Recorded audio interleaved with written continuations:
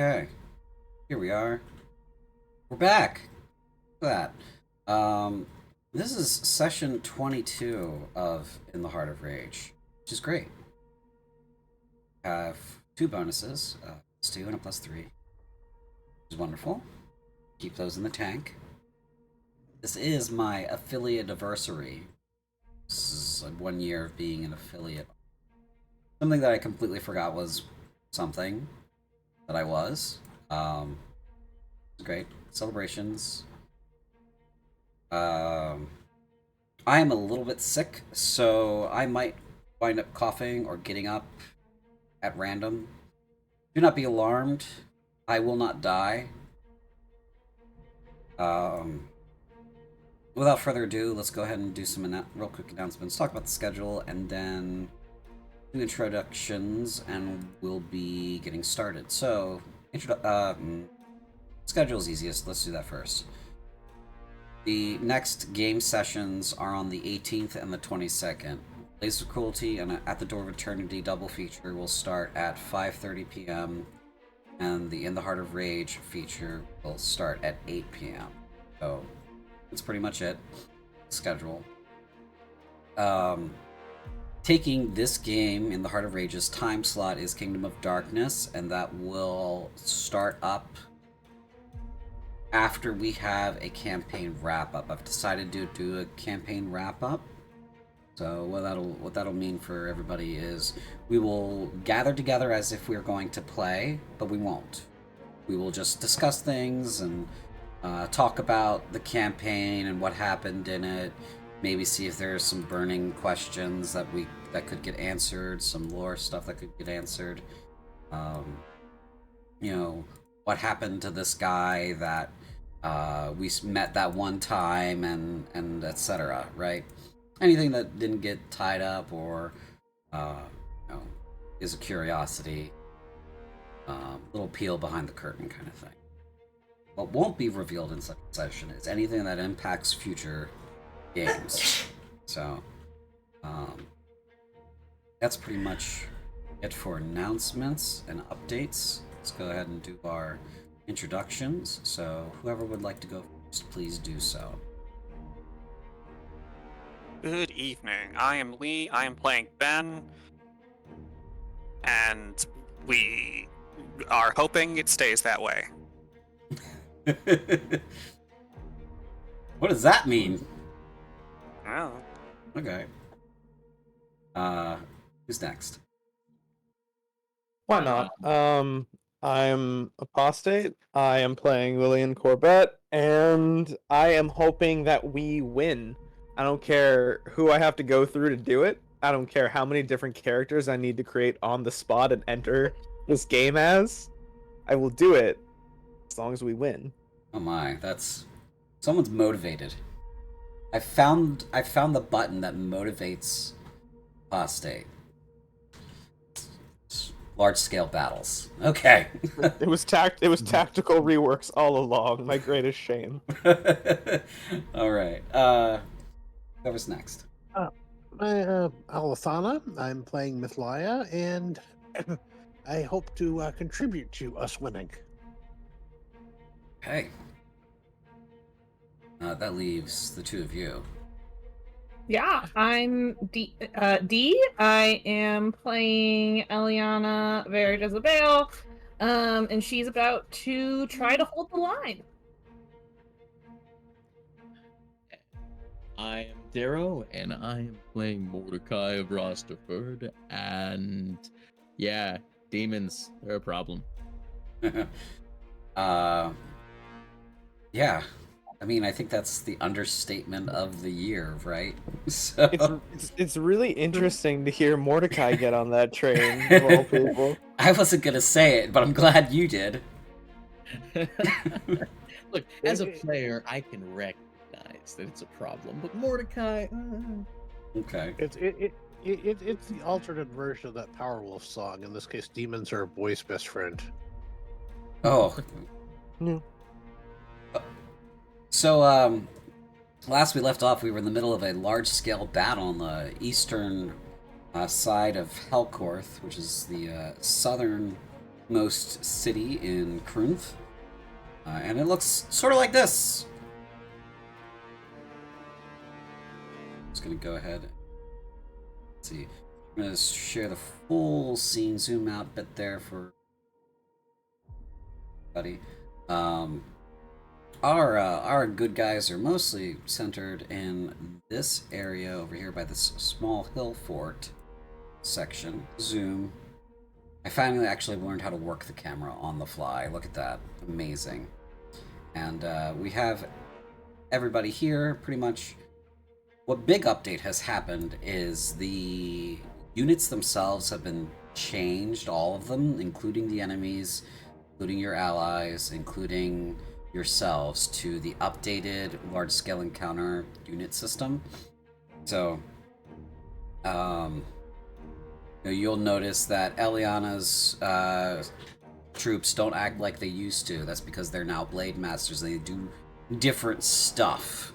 Or, for example, Mordecai's guys now suddenly have grenade launchers, which are just modified crossbows for eating potions a great distance. So that sort of change has happened for everybody's units.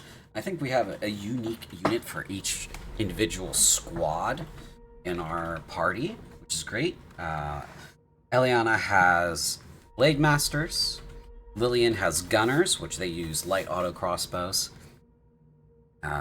Mythlia has Arcano Weavers, which they chain weave spells together, and basically several mages can get a spell off faster that way. Which ties into our lore here that most mages are not very powerful in this setting. So, Ben's squad are mages trained as medics, or medics trained as mages, who've drawn out their latent powers. That sort of I told you all that druid training would pay off. Yeah, there you go. See, this is a roundabout way of getting the payoff for that RP there. And now they're all war criminals, technically. Well, criminals. I don't know about war criminals. I guess. Well, they're Wait a minute, aren't we literally at war? They're criminals at war. They are criminals at war, but not war criminals. That's different. Can you war crime a demon? Yes. Yes. Oh, wow. Okay. That was my backup character. And Mordecai's team are grenadiers, like we said. So there's some definite changes here in what's going on. We're going to pick up right where we left off with the Scars of the Void's turn. That'll be at all the baddies on the southern side of the map. And then we'll follow up with the Blade of Endless Suffering's turn, which will be all the baddies on the northern side of the map. And then our folks will have their turn after that as the 14th Bane Knights and their allies all operate on the same turn. So you guys will have a moment here to sort of adjust and see how the bad guys have also changed this particular turn. So, any questions before we get started? None from me. Nada. I'm ready. Let's do Okay. it. Alright, so the camera's going to be following my view throughout the... Oh, sorry. Sorry about that. Camera's going to be following my view throughout this so we can all see what I'm looking at. So if you're watching on Twitch, that's what I'm looking at right now. I'll try to ping as often as I can so you guys can follow what I'm looking at as well. So we're going to go ahead and start now. Change the music because that's what we need to be doing. So let's do a little bit. How about this?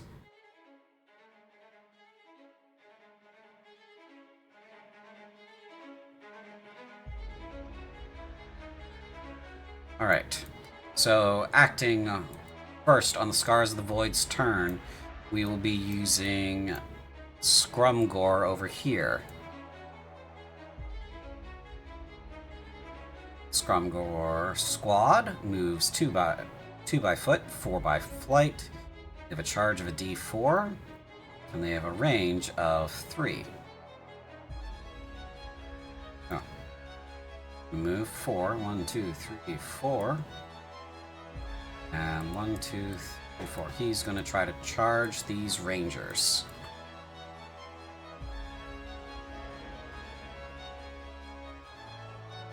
Oop. Does not make it. That was the Scrumgore squad. It would have been 1, 2, 3, 4 to get to here. Yeah, either of those, Lee. Alas. Alas. I mean, good for the Rangers, though. So. And 1, 2, 3, 4. My toxic trait is my deep and abiding love for the Scrumgore, which I can't explain, but feel deeply.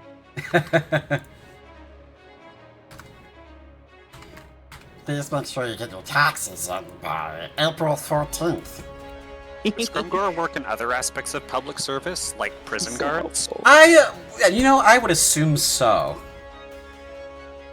These guys aren't going to bother charging because they're too far from everybody. They would only be able to charge up to a 4. They could try to make these, but it would be easier for them to try to... They kind of want to go after this light infantry, so...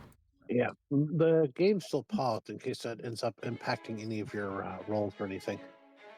It shouldn't, but I'll unpause it. Good catch. I always forget.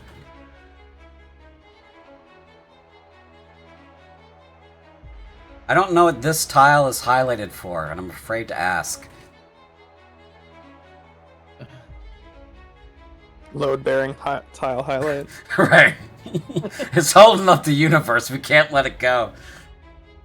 Okay. We're gonna finish doing Scrumgore, I think. So we got 2 more squads down here. 1, 2, 3, 4. 1, 2, 3, 4. These little guys, they're hopping along the ground, beating their wings as they do so. 4. And they're approaching the moat that has been dug and filled. Alright, that leaves us with skeletons and purgators and Executor Kovaresh's elite guard. We'll do skeletons next. Skeleton Light Infantry has the same stats as CDF Light Infantry, which is they will move 4 by foot and charge on a 1d6. 3, 4, 1, 2, 4. They also get +1 for going downhill. 2, 3, 4, 1, 2, 3, 4, +1. 4, 1, 4, +1. It's a +1. 1, 2, 3, 4. 1, 2, 3, 4. +1.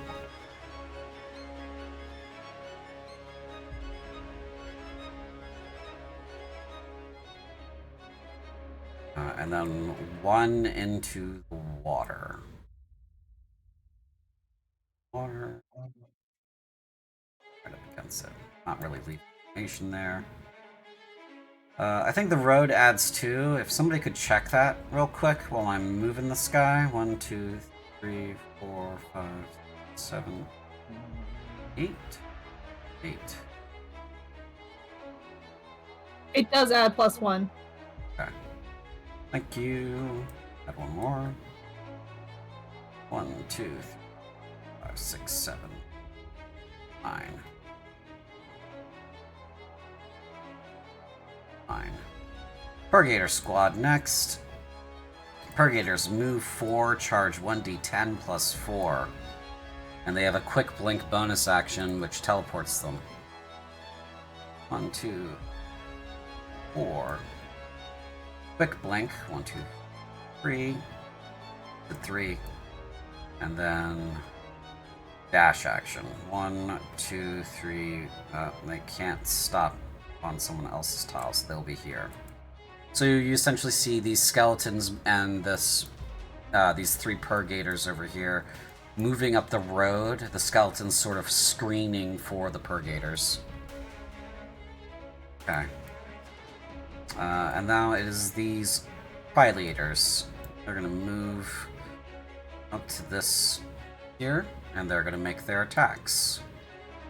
So, Pileator squad makes weapon attack with their infernal halberds.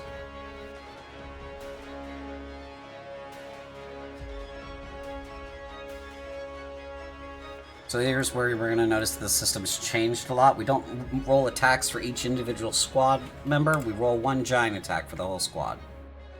That hits, dealing 22 points of damage. Okay. It's that squad's turn. This Pileator squad is going to move now to here, and they're going to attack these light infantry.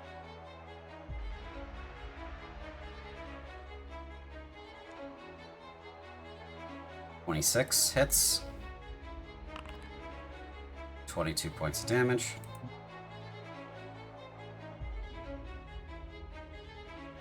Got another one down here.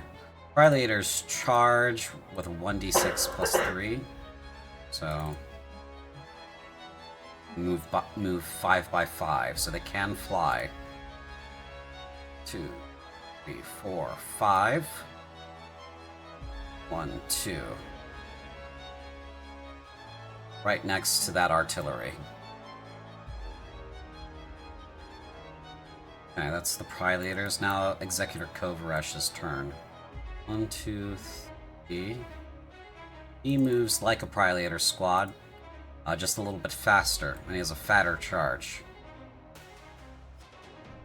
2, 4, 5, 6. His unit. Yeah, what's your question? Can I overwatch him? Let's see. Moves into your range, right, for Overwatch? Moves into your optimal range. Your optimal range is 5. So now he's at 5 at the moment. I'll say if he moves out of your optimal and then into your optimal again, absolutely. So let's see. Your optimal's 5. So if he gets out of 5, then give me a sphere. Know what your optimal is. God. That's your optimal. That's your Overwatch. Very good. Yeah. So he's gonna move now. 3. Wait, Eliana, you're not supposed to be there yet. Oh, I didn't even realize I was moving. I don't know how I did that. I'm sorry. It's okay. What'd I say? 6 by 6. Okay. Gonna fly. So that's 2, 3, 4, 5. He's gonna fly to here. He's gonna take his attacks on the artillery.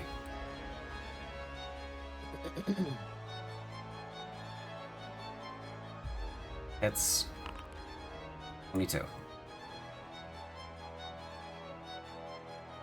Okay.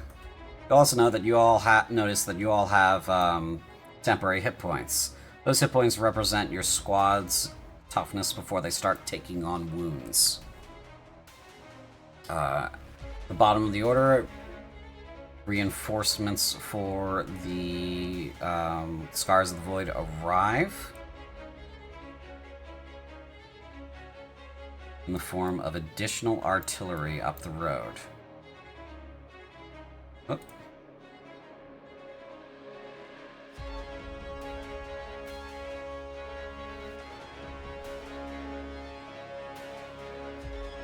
And in the bottom left-hand corner, a squad of Rescavor. Just for everyone's reminder, because I think I brought this up last time, reinforcements always arrive from the edge of the map. So, that is the end of the Scars of the Void's turn. Blade of Endless Suffering's turn. They're gonna move this way. So 4, Then 4 again. 4 and 4 again. Takes him to 8. At the end of this Legion's turn, they receive their reinforcements. Squad of Rescivor. And 4 more squads of Scrumgore.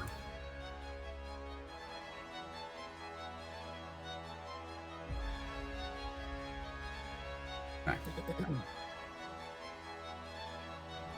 Bane Knights, your turn. I recall what the load-bearing tile is. Oh, good. It's the center of my storm. Oh, geez. Okay. If you want to put down like a radius. Mhm. Okay, I will remove the load-bearing tile. So yes, top of the round, those 3 skeleton units need to make dex saves. Jeez.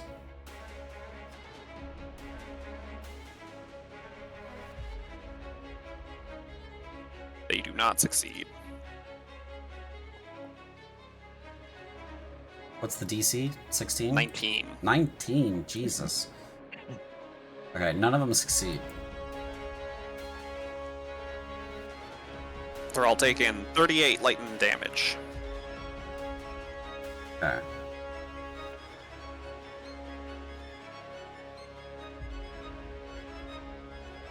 Trying to think of what would be fair since they have a different hit point value than they would if they were individuals. It's supposed to represent a squad. No, before we were using the tens. The tens column. Right, but that math is no longer how it's calculated. Alright. So I would say half? Like half works, but also it is specifically an AoE spell, so it is targeting each a creature in its radius individually, dealing that much damage. Yeah, that's fair too. Okay. So that would wipe all 3 of these. Lovely. Okay.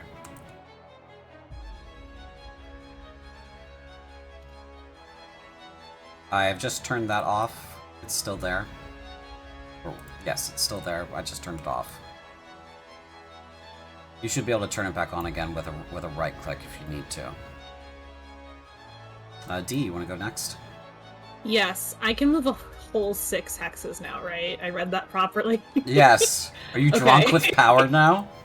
I'm so drunk with power. So, can you remind me of the...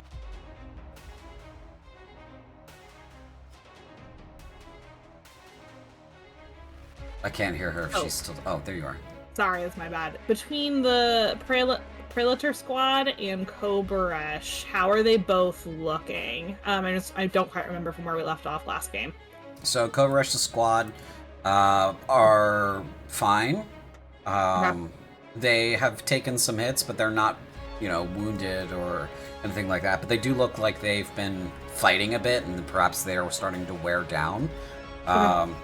That's code for they're almost out of temp hit points. Okay. The Prelator squad is untouched. Okay.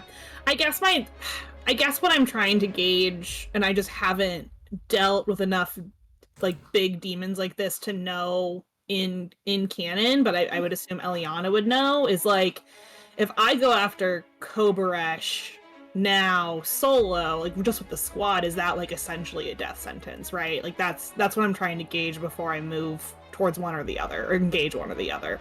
His unit hits just as hard as a Prelator squad. In a him on you fight as a character solo, that is a death sentence. He will kill you in single combat. Because he's a greater demon, you will need help. Yeah. But Okay. his boys are all lesser demons. Even if they're pretty high up the rung there, you're not tangling with Prelators is a bad idea unless you've enchanted weapons, because they're immune to mundane weaponry. Okay, so all things being equal, I should try to mop up his squad, probably. Yeah, you've got magical weapons from your upgrades, so you could take on either of these units if you get his unit down to 0 hit points, which his unit's very beefy because of him, he will detach from his squad and be on his own. Okay. That's what I think I'm gonna try to do then. So I'll move. Plus, I have Lillian's Overwatch, so I'm gonna go ahead and move towards him. And I'm going to, or I guess the squad rather is going to attack. So let me pull up. I've targeted him for you, so don't worry about that. And Apostate, I'm going to delete your AoE area so you can place your own there, so we can have some color. Harsh but fair. Yeah. You can put your own there of your own color so we can see it. And I don't have access to my token. Hold on. Let me fix that. Oh, something is weird with my character sheet. 1 second. Are you using your character sheet or the squad character sheet? Squad character sheet. It's just like not pulling up when I click on the right. Click on the any ability. Let's see here. Hold on. I think I fixed it. Yeah, I'm just gonna attack then with. Yeah, I fixed it. We're all good. Okay. I'm just gonna attack twice or once. Yeah, it's just the once. Yeah. Blade Master Squad gets. Yeah.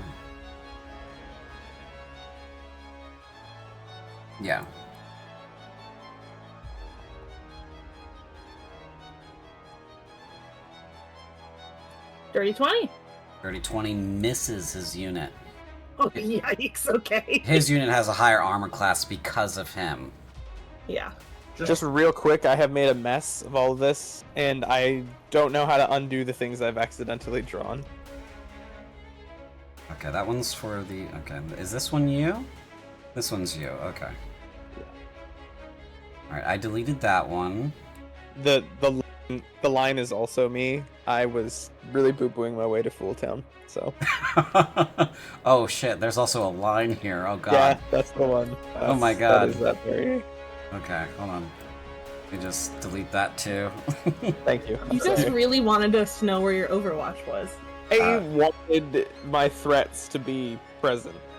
He does get fight back, so he will fight you back. Yeah, that tracks. There was a thing I wanted to do with my actions first, I think. Oh, yes, okay. Which is relevant to this, which is Ben is going to invoke Shield on Eliana's. Well, I guess first I have to move up a bit. But yeah, then I will invoke Shield on Eliana's unit. So, plus 5 AC, bringing you to 25. So he needs to roll really fucking good to actually hit you. He doesn't. Woo! Okay. And I'm getting you access, Mythlia. Hold on a second. Oh, there you go. Just a moment. Let me save it. There you go. You should be able to access it now. Yep, I see it. Okay. So, Apostate, when you... Go ahead. I was just curious if any of the captain, Mythlia, or the artilleries have taken damage. The artillery... This artillery has taken damage on its temp hit points. The squad is... so I can't heal that. Yeah, they're not having a good time. They also need to make wisdom saves. And you also need to make a wisdom save, Eliana and Lillian. Oh, joy. Because you're both within 3 hexes of it. I should have done that first when he moved. My bad. Cowabunga it is. Ben, you also... You have an advantage for being within 1 hex. Yes, if you have formation tactics, yeah. Ben, you also need to make that wisdom save. Okay. You're within 3 hexes of him.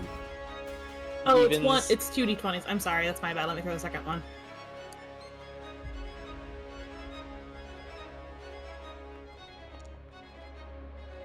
No better.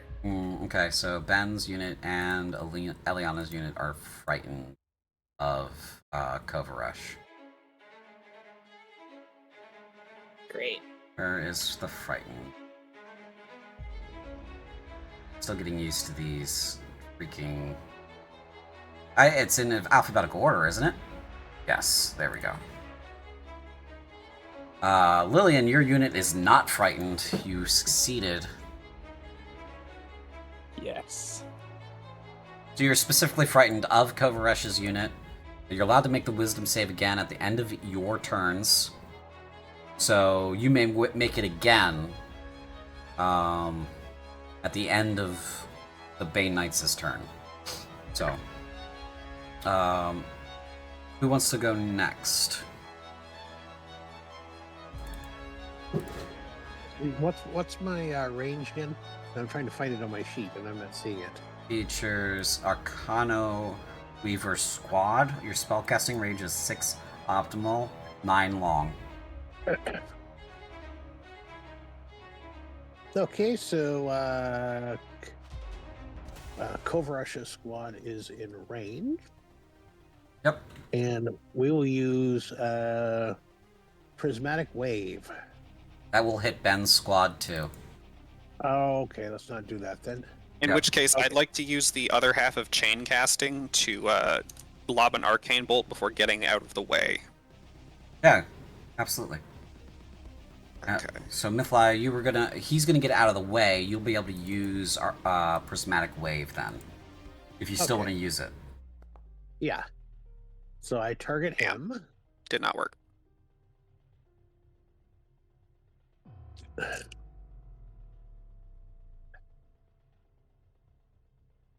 Okay, and see, it doesn't pop up to roll, so I don't need to know what you want me to do.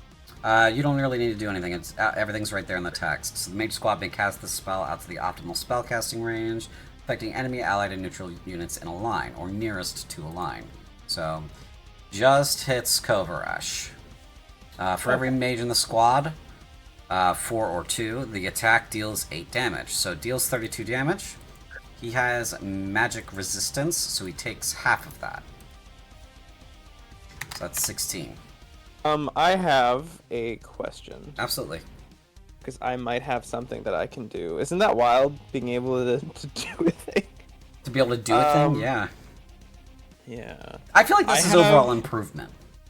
It is. No, but I mean, like, with my the way that my abilities in the rules of my abilities are sometimes ordered. Yeah, I have a blood. Can I use a blood curse like in this kind of turn order, or would I have to wait until I was going to use it? You could. I don't understand the difference between the two things as your question is stated. Okay. Because I was thinking of using. One of your reaction blood curses? Is it a... Yeah, I have the blood curse of exposure. It is a reaction, so... Oh, yeah, so I would like to use a reaction then to weaken Kovaresh's resistance. What that means is until the target's next turn, it loses resistance to the damage types dealt by the triggering attack. Okay, so he takes 16 more. Mythalia, everybody's helping you. Then, because of my chain cast, we can arcane bolt him. Yep. Roll high.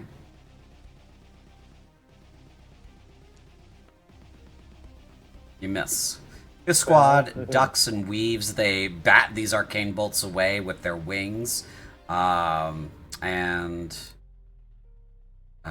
that's pretty much it there. Anything else, Mythalia? Nope, that's it. You want to move? Oh yeah, let's take a couple steps. Let's take a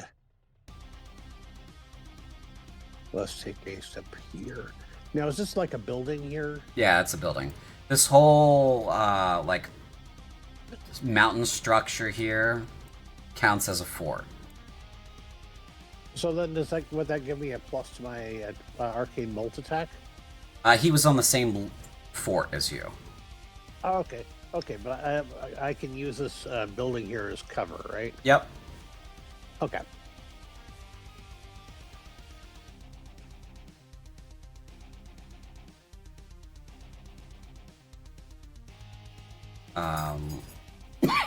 Which to go next?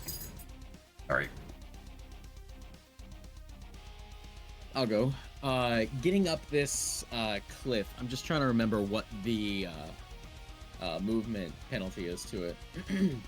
1 extra hex, I believe. 1 extra hex. Okay, that's what I figured, but just want to make sure. Also, I realized something that I probably should have realized a while back, but I remember that Scrumgore are resistant to fire damage. Do we kind of know at this point that that's like the case for a lot of the demons? Yeah, you do know that I would say so. That's the case for a lot of the demons. Okay. Going up a mountain or fort takes half your movement. It cuts your movement by half. Oh. Oh, I see. I mean, the stairs here prevent that. So long as you're moving from like up the stair, it's fine. Sure. Rounding up. Rounding up, yeah. Yeah. Okay. So that means I get 4.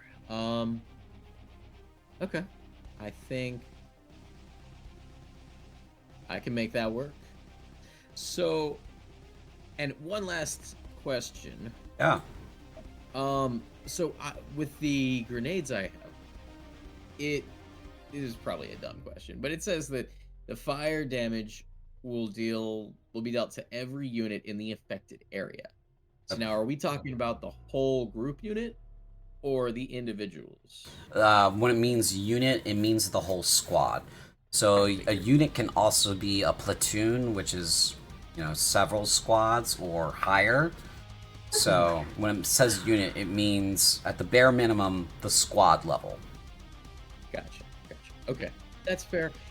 In that case, we're gonna shimmy on up this cliff face, get right around over here, and we're gonna go ahead and we're gonna fire just our regular crossbows, no grenades at this point.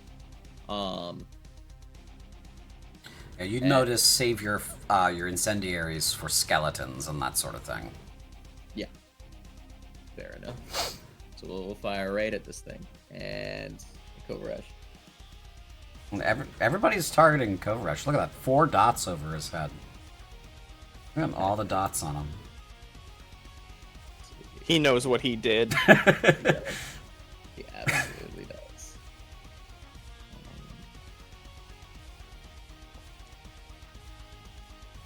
Hell yeah. Oh, you hit him. Oh, yeah. Alright. And... Remind me, what do we roll for damage, or is it just the... You just click the damage button from your attack check card. And look over at your... Oh, there it is. I see it. Yeah. Sure. Okay. It's always going to be there. So, 33. Mm-hmm. And you have magical weapons, too. So, 33 damage on his unit. Very nice. Hell yeah. One of the Prilators kind of steps up. Actually, they are Prilators.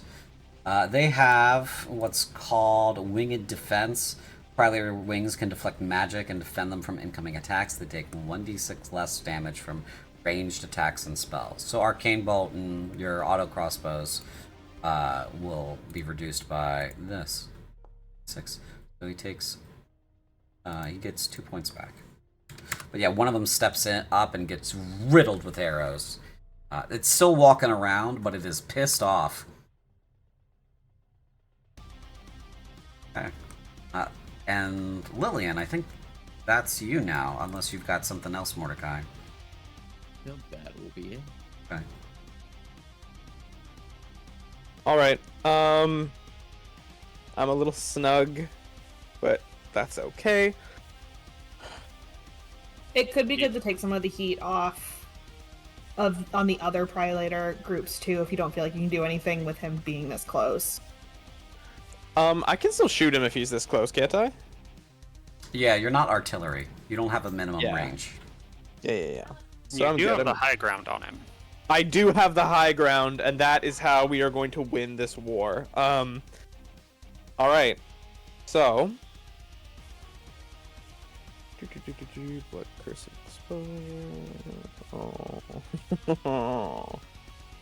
Oh. That would be really funny. Haha funny or hee funny? Oh, super hee funny, CJ. Super hee funny. Because I think that I have the capacity to do something only a little. It might be a little evil. Okay. So, Blood Hunter. Yeah, come on. Blood Curse. Blood Maledict. Alright. Okay. Oh, that's funny. Okay. And when... I'm just reading this. Okay, yeah, so I can choose to inflict a new one. Can I attack with my squad, or is that like something that I do instead of? So when I was doing the designing for this, I wasn't really considering your actual selves as parts of the design philosophy around the large scale encounter. I kind of allowed spellcasters to cast their own spells in lieu of like doing other stuff, so that they didn't feel like they were just boxed in, because it doesn't seem generally fair to revoke your entire class at the same time. But and this is why I like you. Yeah, but at the same time, it's like, why do you do one thing for one side of the game and not for the other? Like, it's because the design around 5e is not even. It's kind of like chamfered. It's player facing, or it's player skewed. I get that. Yeah. So what I would say is, if it's magic or like a reaction or like something that is feature related, that's one thing. But an actual attack, like you make attack rolls, no. Okay, cool. In that case, I think I can do this, and you can check me on this one. Okay, I choose to invoke. You are exploring lots of things today. What I want to do is basically I want to cast my my curse again. And I want to amplify it to take a bit of damage, some necrotic damage. But if I amplify the curse of exposure, I can have the target lose invulnerability to the damage types of the triggering attacker spell.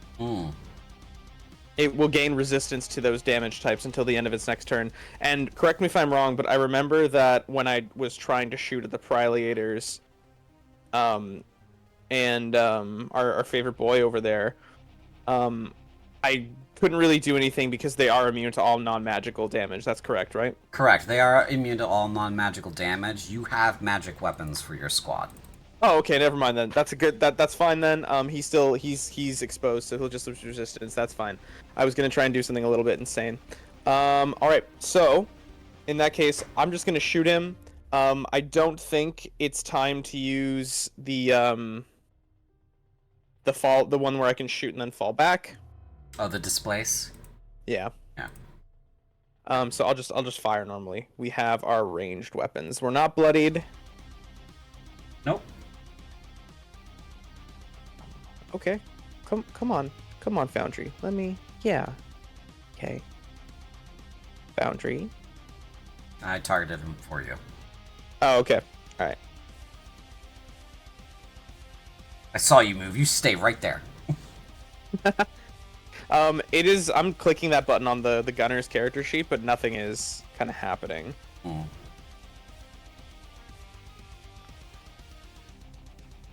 24 does. Oh, there we go. Cool. All right. It's 26 damage. Nice. Yeah, we're just whittling them down. We are going to focus fire. We are not going to split fire. Okay. All right. So that's all 5 of you. Yeah. I Yeah. believe the captain still has to act. Ah, yes, the captain, and then the rest of the army. Scary. 2. She is a Templar squad. She moves 6 and charges a d8 plus 4. She's gonna move over here and roll her wisdom save. Oh, you did fail that wisdom save, Lillian, so you do need to make that attack roll again. I will give him back his hit points. Wait, I failed? I thought I passed. Oh, you did Lillian pass. was the only one who passed. That's right. Yeah, Eliana yeah. failed. Sorry, my brain is broken. It's alright. Yeah. I just ain't afraid of no demons. Wisdom saving throw.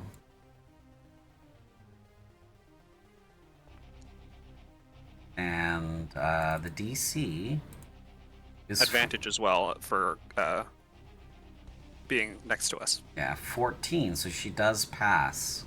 Her unit Okay. does pass.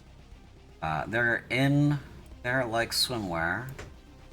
It was 6, right? Yeah, 6. So 1, 2, 3, 4, 5, 6. That was right up there. Yeah. And she's gonna make her attack on Kovaresh's squad. Now, the Templar squad gets, fight back, which all veteran or higher squads have. They have glaives, and they have shield wall. They also have a funny little feature called Purge. Templar unit fights twice against enemies with a lower honor score than its own. If the enemy squad is slain on the Templar's turn, they may move to the closest enemy unit and fight again, so long as that enemy unit is not outside this unit's normal movement range. This effect chains until either an enemy survives an attack, or there are no enemies within movement range. If an enemy You're squad... telling us this because he's going to kill Kovaresh? No, I'm just reading through it because this is what Templar do, so we are all familiar. If an enemy squad with an honor score lower than this squad attacks them in melee, this effect also triggers. So it's purge if you do, purge if you don't. And they miss. Okay.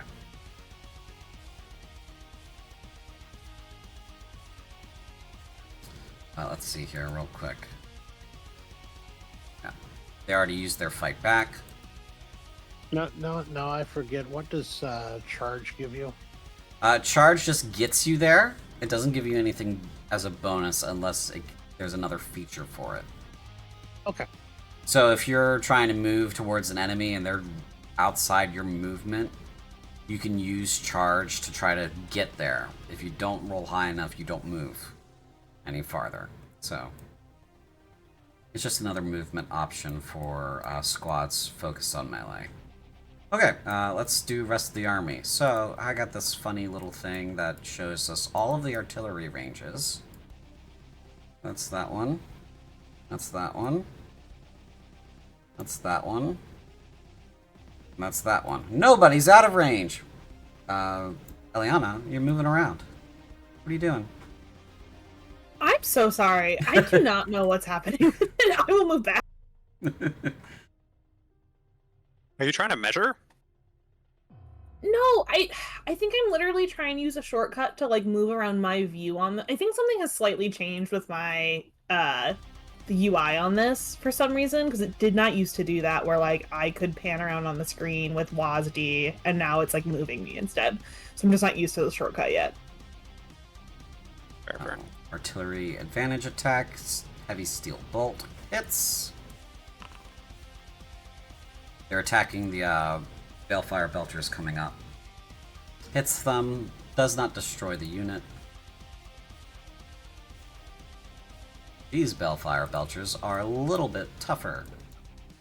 Yeah, I think you have to unselect yourself first. So if you, like, select a square of empty ground, then maybe the WASD will work.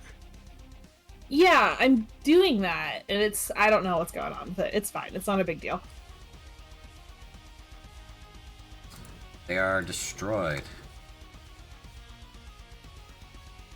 So that's both of these done. Okay.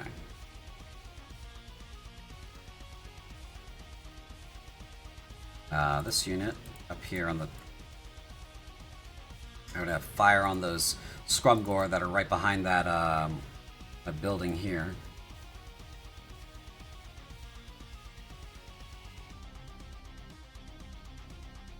Steel rain bolts. Alright, that hits. So they are at 8 hexes, medium range.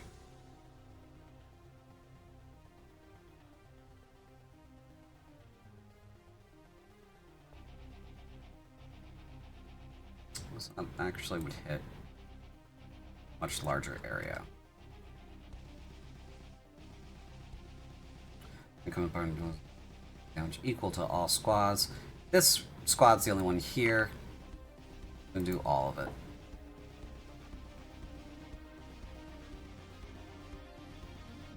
They're destroyed.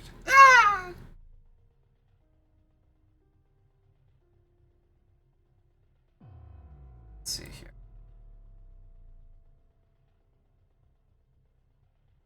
That one.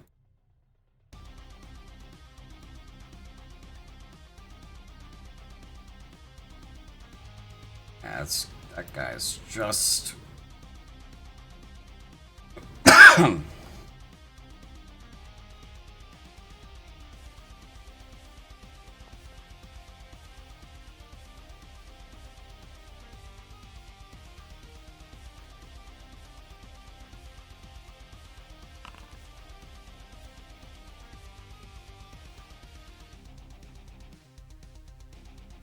I think I need to rewrite that feature, because this doesn't make any sense. Okay. Thought I had a good idea, but I didn't write it right. Okay. That's all the artillery in this smackdown. This heavy infantry unit cannot actually hurt this Prelator squad. So they fight them, but then they trigger the Prelators fight back.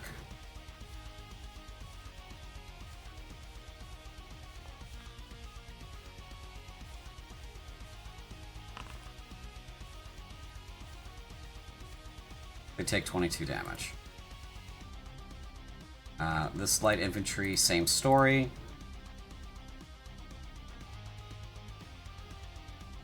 So the Prelators fight back. Hits. 22 damage to the unit. Almost wiping them. These Rangers are going to fire. They actually can't hurt them.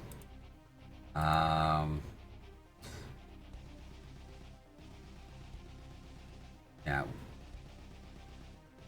They are going to back up.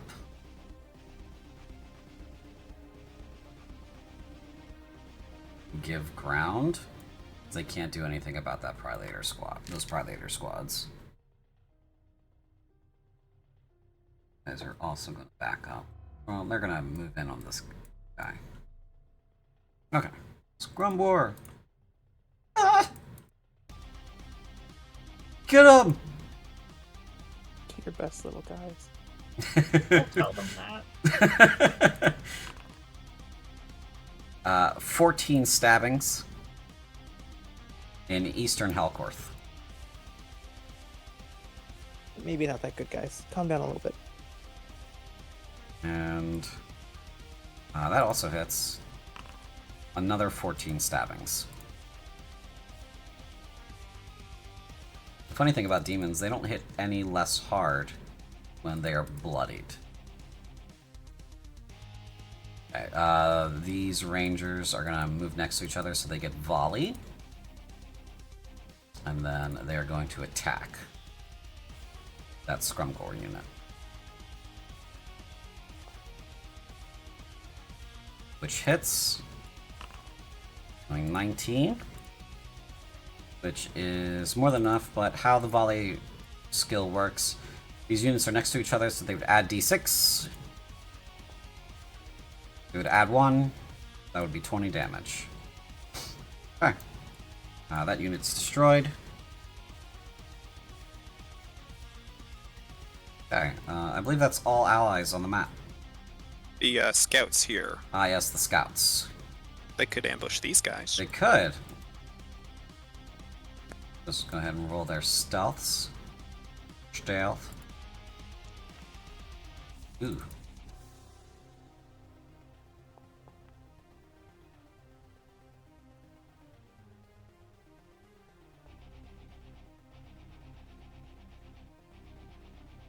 The Scrumgord are definitely not looking for them, so this would be an ambush.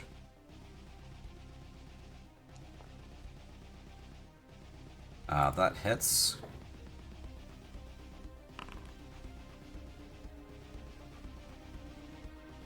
Which is enough to defeat them. They're just hopping along, and then the trees riddle them with arrows. They all go down. Good night, sweet Scrumgore. I know. Did I properly put resistances on those guys? I did not. Oopsie. Oh, those are going in the notes. What is your range, squad, weapons, distance, 4 optimal, 6 long? Oh, they can hit those guys. Advantage.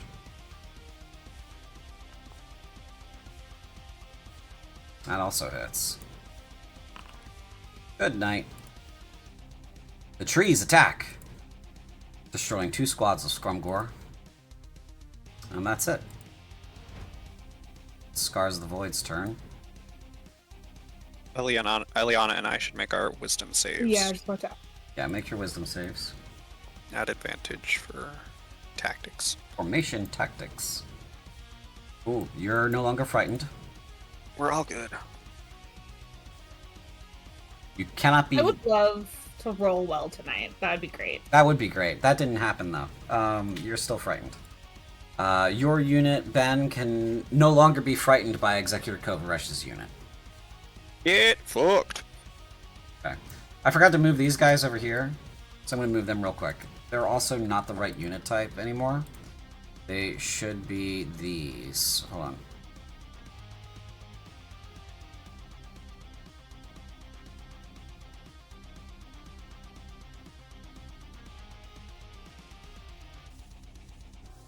Unit of Templar and another unit. Our very own reinforcements. You love to see it. I'm proud of them. It's 1, 2, 3, 4. They get to move 6. He'll move to out there. No. Does this road give them anything? It does give them a bonus, so we'll move it to 1. Essentially, they're coming to this gate to hold it. Oh, not coming out Great. to help us. No, they're coming to the gate to hold it. What about our actual reinforcements then?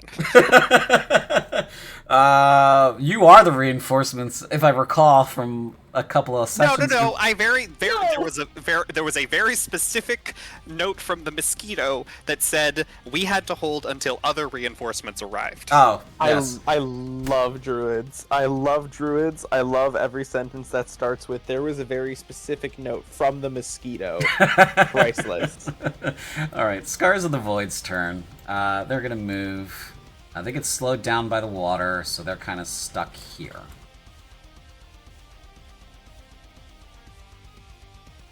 Said here. Thank you. Okay. Alright, so this bottom right-hand corner is coming up. Moving 4 plus 1. 1, 2, 3, 4 plus 1. 3, 4 plus 1. 4 plus 1. And then quick blink for 3. 1, 2, 1, 2, 3.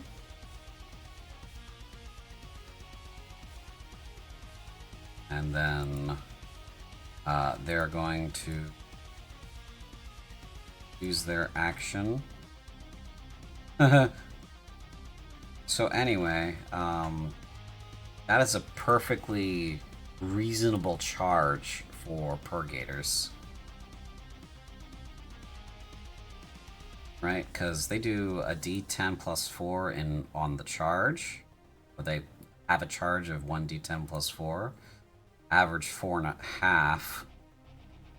So they can make that. They're going to charge. What is Lillian's Overwatch range? 5.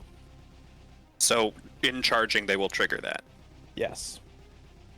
And they're also charging uphill, so that impacts their charge distance, right? Yep. Yeah. So, halved, they've got to make a 6. Got to do a 12. Which is entirely possible. And they do not get in. Let me know when you want me to fire Overwatch. So they will have to use their other action to move. 1, 2, 3, 4. Okay, you may fire Overwatch now if you'd like. Firing Overwatch. Target selected. Uh-oh. Fire. Advantage for high ground. Did the roll show up and I just rolled really bad, or has it not showed up It yet? has not shown up yet. It did take a few seconds last time.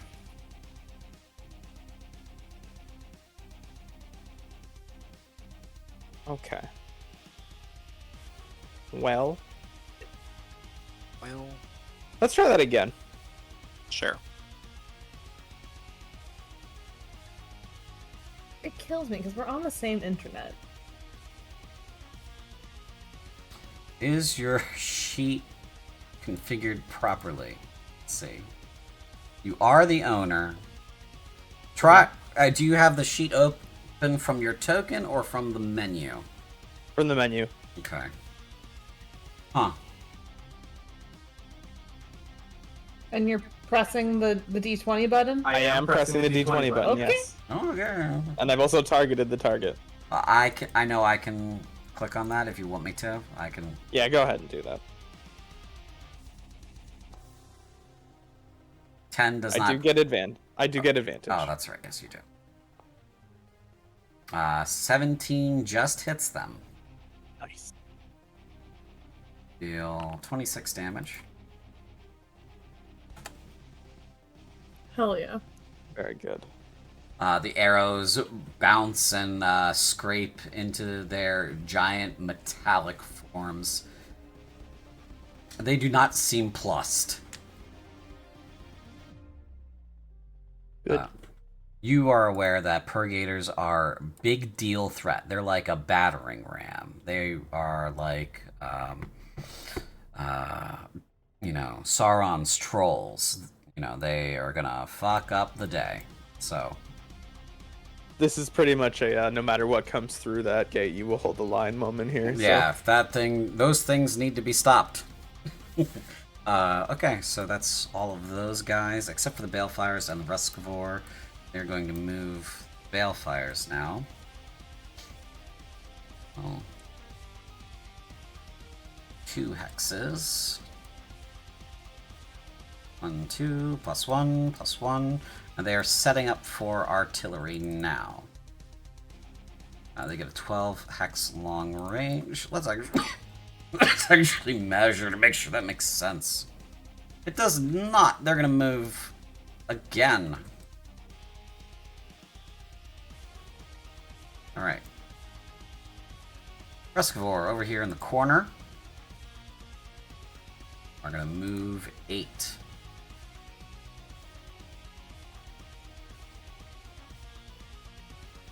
Move 8 again. 1, 2, 3, 4, 5, 6, 7, 8.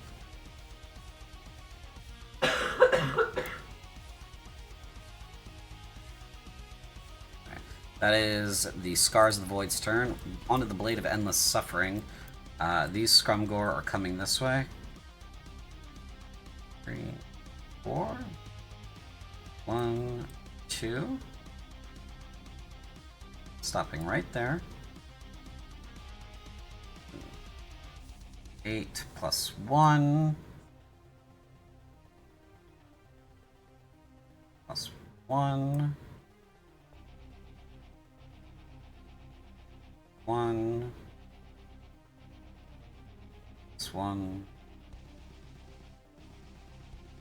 1, 2, 3, 5, 6, 7, 8. 2, 3, 4, 5, 6, 7, 8.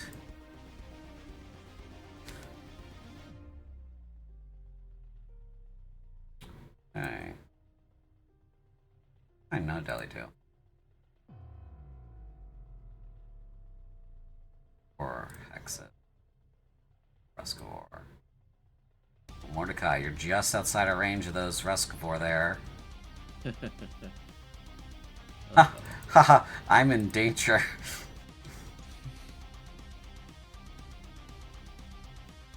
Do they not get slowed down by the water? No, they fly. Those are dragons. Oh, that's right. Oh. Okay, that is the end of the Blade of Endless Suffering's turn. It's your guys' turn again. Look how fast that was. That was much faster. Nice. It's like 80% faster. Lightning Storm, Dex save from the Prelator and Purgator. Yeah, hold. That Purgator's outside of the ring. Like, basically fully outside that ring. This Prelator is not, though, because it's still green under his hex. So, Fair, fair. yeah. But deck save! Saving throw. What's the DC again? 20 billion? No, they fail. 19. Alright. Does that mean you could have done both Trilators then? No, it's just like I have to target a unit with it, and that one is out as well. 20 points. 20 points. Okay. Now, it made sense for the skeletons, right? Yeah, because there was a lot of them. Yeah, but it doesn't make sense for the Prelators because they're, again, it doesn't math out that way. Fair, fair. So I will call it half on this. 10. So 10. Sounds good. Or, no. There. Okay.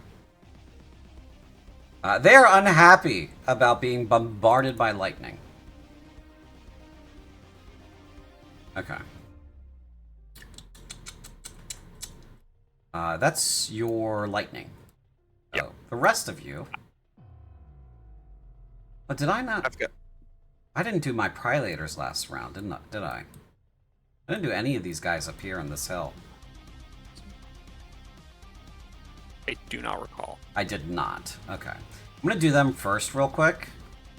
Fair, fair. It will not take very long. So it's just 4 units. So my bad, sorry. Attack these light infantry. They are dead.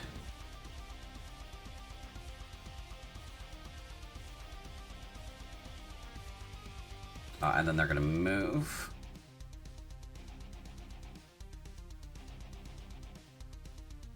Here.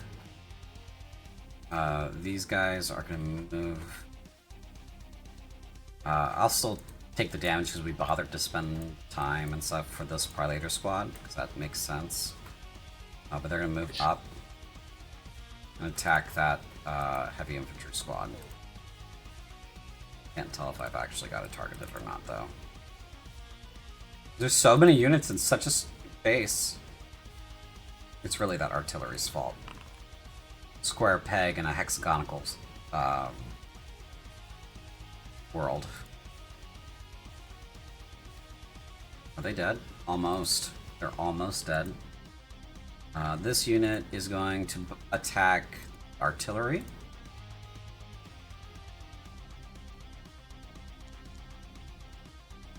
It's...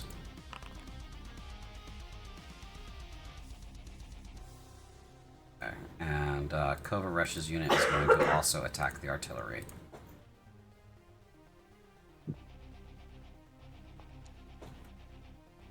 Misses. Okay. Kova Resh's unit is going to leave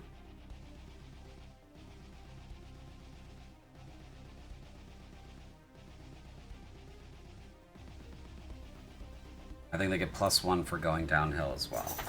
Oh, If Kovresh's unit withdraws, two things. Number one, do they take any kind of like attacks on the way out? I did not make that a thing because it would be as brutal for you as players. Mhm. That was the only reason. I mean, if you want that to Okay. be a thing, Technically, Oh. these archer squads did benefit from it because they managed to run from the Praelators without taking hits. And that's fine. We can do it without that then. But my next question is then, can I fire at them? do you have a feature that lets you do that? Oh no, I guess sorry, because you didn't. This is you doing something you should have done. So I would have already used my Overwatch command. Yes. Yeah. Okay, that's fine. Let's see this enemy. You may make an attack on the first enemy that moves into your optimal range every turn. So it's got to be moving into your optimal range. Moving into. Or charging that's you. fine. So, yeah. That's no worries. Yeah. Just wanted to check. Him leaving and fucking off to do something else at the moment is not... And just for the sake of the fiction, like, is it just him left, or how many Praelators are left with him? His whole squad is leaving with him, so he's got a squad of 3 Praelators with him. Okay. And we haven't killed any of them, I take it. No, they're all still alive. One of the Praelators is wounded, though. He's got like 400 arrows in him. He's just walking around like a big, giant, angry hedgehog. That's good. Okay. Yeah. Sorry about that. No, it's okay. That's all of my units, so we're back to the Bane Knights. So, Lee, you did your lightning. I have a question for Mordecai and Lillian. If you guys have a plan, or if you have a different plan, now might be the time to use a volley of the poison arrows on that Ruskivore. I'm more than willing to do that. Me too. Sounds good to me. Should we both fire them then, or just one of us? Remind me what the damage is on it. Is it like You do instant normal squad attack? damage, and then they on top of that, let me pull it up. On top of that, they have to make 3 DC 15 Constitution saving throws. The first one causes... Sorry?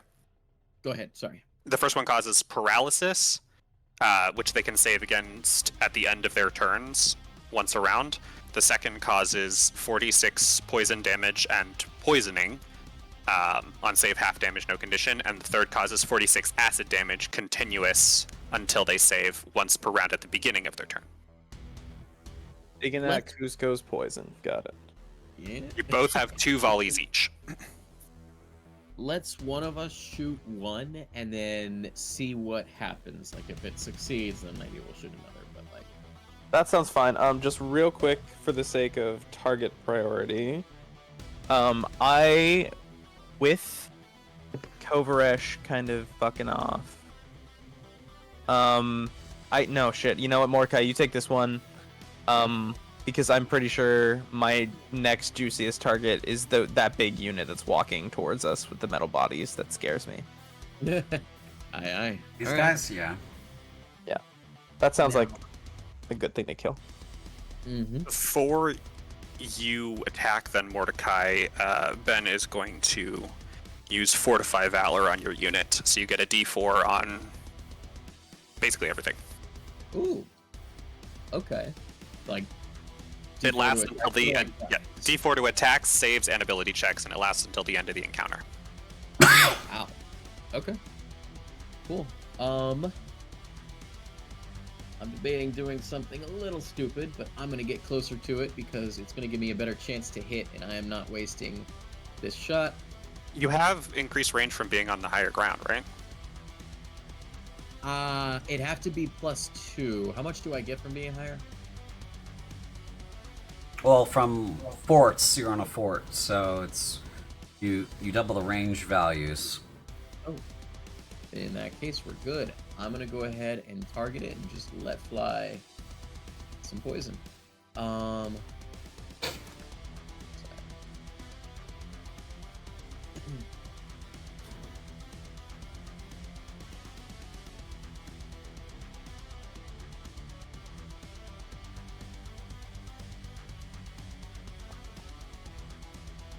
Ooh. Is it? Yikes. Because there is the advantage from the high ground. They are flying though. Oh, there, yeah. So, oh, fuck. And then I don't think the +4 will do anything here, but we'll try it anyway. Why not? But what do we lose? It did not help. No. I mean, it made you feel less bad, but Yeah. they are difficult to hit because they are flying and they are quite a distance from you. Okay. The light auto crossbows are more like real closer than average kind of weapons anyway, so. Yeah. Yeah. Okay. Remind me something. What would be the rules on like me potentially casting a spell separate from the group? You can do that. Yeah. Okay. As far as spell ranges go, each of these hexes would be considered 30 feet. 30 feet. Yeah, I know. So I can't do it yet, but Yeah. I have some ideas for later. Fair enough. That's gonna be all I can do for the moment. Okay. Yep. Important to note, as there are now relevant targets in range. This squad's gonna heal 18.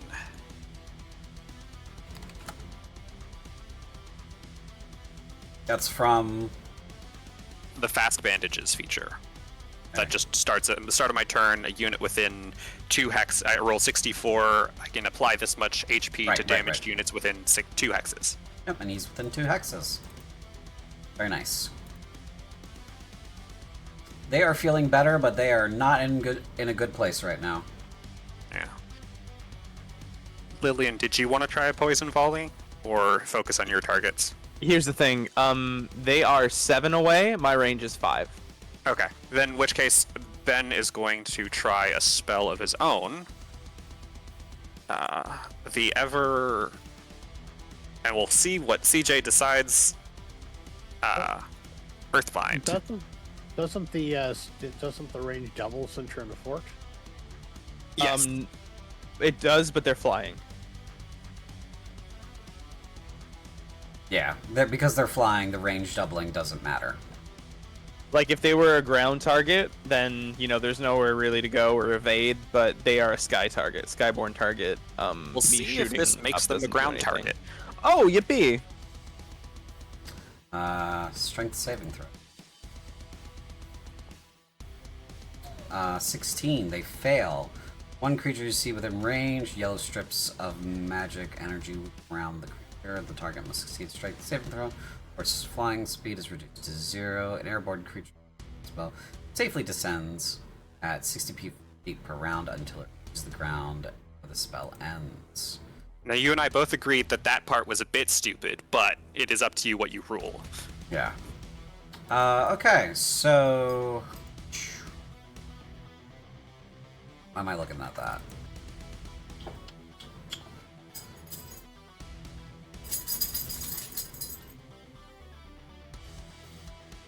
Yeah, I don't really care about that safely thing.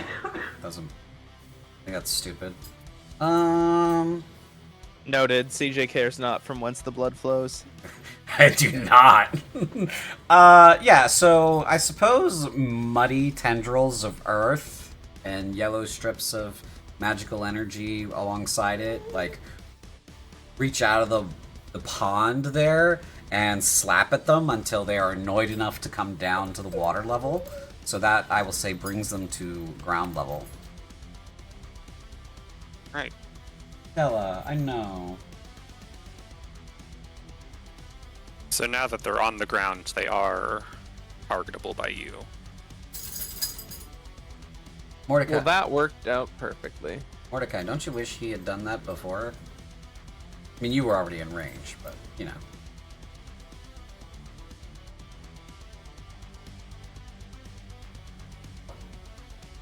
I know Deli do. Okay, honey. I was muted. I said, "Whoops, we'll get him next time."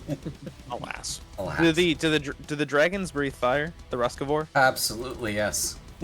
Okay, that seems like a very big problem. I will solve it. Poison volley it is.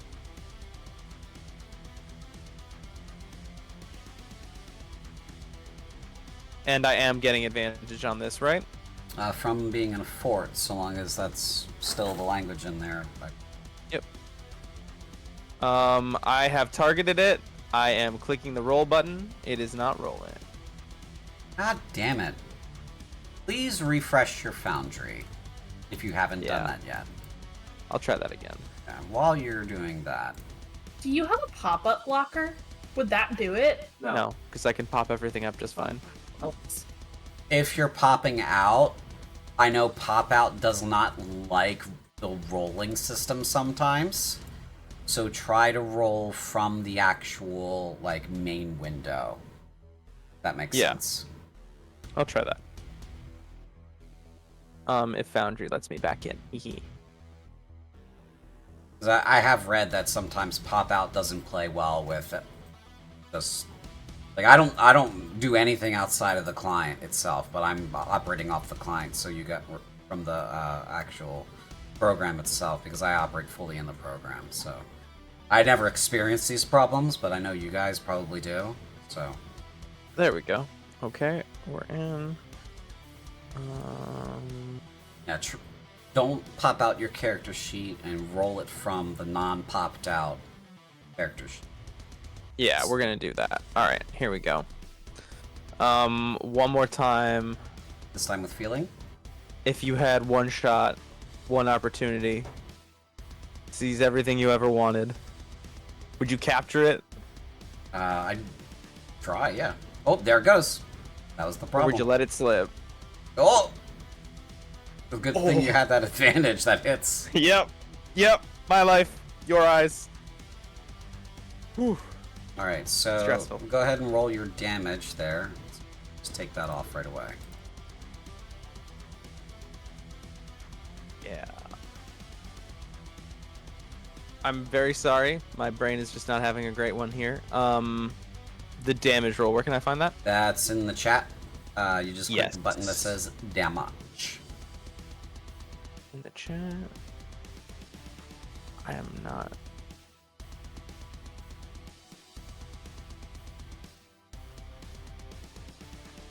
I'm not seeing that. Right It'd be next to the where you click to roll the button. Yeah. I think when you do that. Action. Like in It's in my features thing here. No, and no, I'm no, looking go, at this. Go to the chat, the actual like record. Yes. The chat record. Yeah. And then I see a bunch of dice. I see advantage, disadvantage. I see roll 0, but I don't see a damage button. Okay. And I have a D here looking at this with me, just to verify that I'm not a crazy Okay. person. No, yeah, it's you have to roll. Where, okay, if you go to the on the top right, there is the menu there. You see that menu with the crossed swords and the chat bubbles? And the little, like, map and the little person and the briefcase. I'm sorry about that. I found it. Okay. We did it. We did it. We did it, Reddit. We did it. We did it, Twitch. there's no bonus here. No.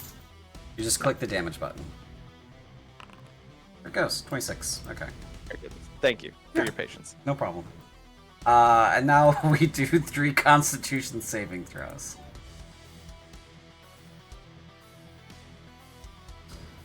23. First one. That does pass, alas. No paralysis. Been so funny too if they had. 16 for the second one. That does pass, alas, so they take half of 46 poison damage. Go ahead and roll 46 for me. What's the third one do? They take acid damage until they die. And then the third Constitution saving throw was 23. Damn. Okay. So they take...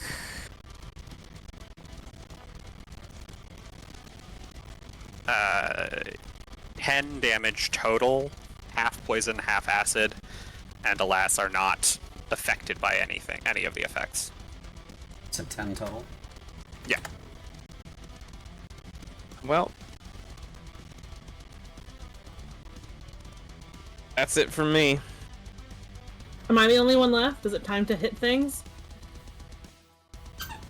Hold on. It is time for you to... Well, I have to lob one arcane bolt, and then Fly also has to go. This is what they're 37. There we go. Okay. No, Mythlia still has to go, and Ben, you said you had one arcane bolt to throw? Yep. Who are you throwing them at? The Purgators. Oh, they're all the way over here now.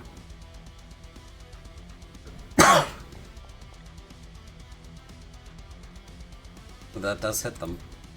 Incredible. Okay. 15.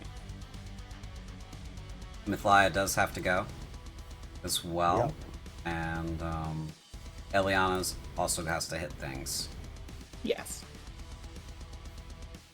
These delicious, delicious Pryliators.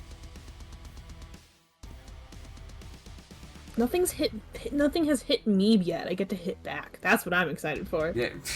Fight everybody who tries to fight you. Yeah. You need to be where that heavy infantry is. I'm trying to get there.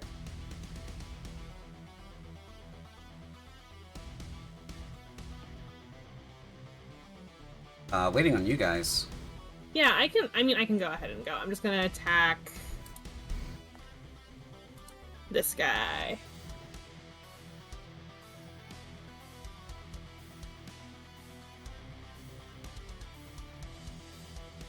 I don't have an advantage. Yeah, we're on the same level. Yeah. 19 does hit. Nice. So I will roll damage on that. 31. It will be 31.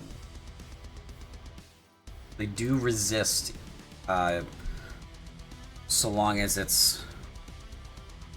Let me put, so what they do is physical. They do take physical damage if the attack is magical, but they still resist bludgeoning, slashing, and piercing regardless.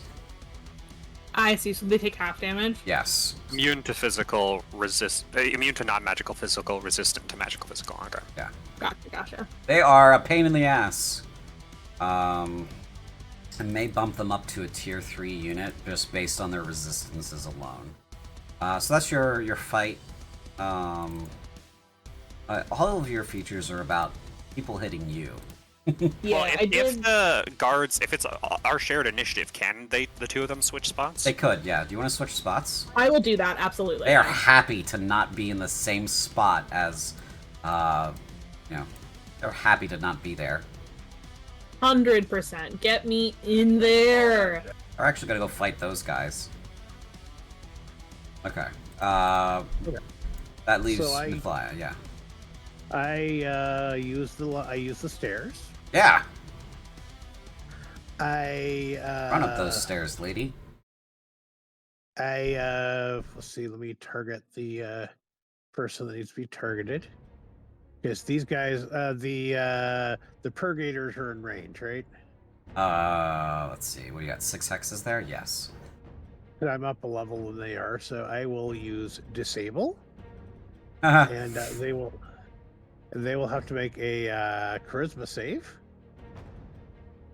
They're bad at those.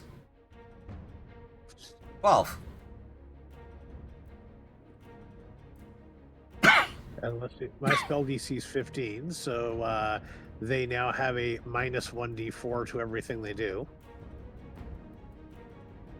Wonderful. And then then because since I'm in the fortification, this unit over here is still in range. These Pryliators, and we can arcane bolt them. And let's see, it's an advantage, right? Yep, because you're firing from the fort.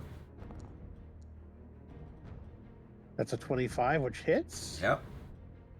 And it does not get okay. And there's my damage button, and it is normal. And they take 16 damage.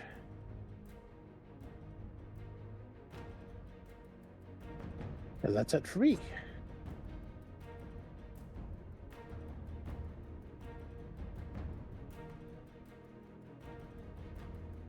Okay, so that's all of you guys, right?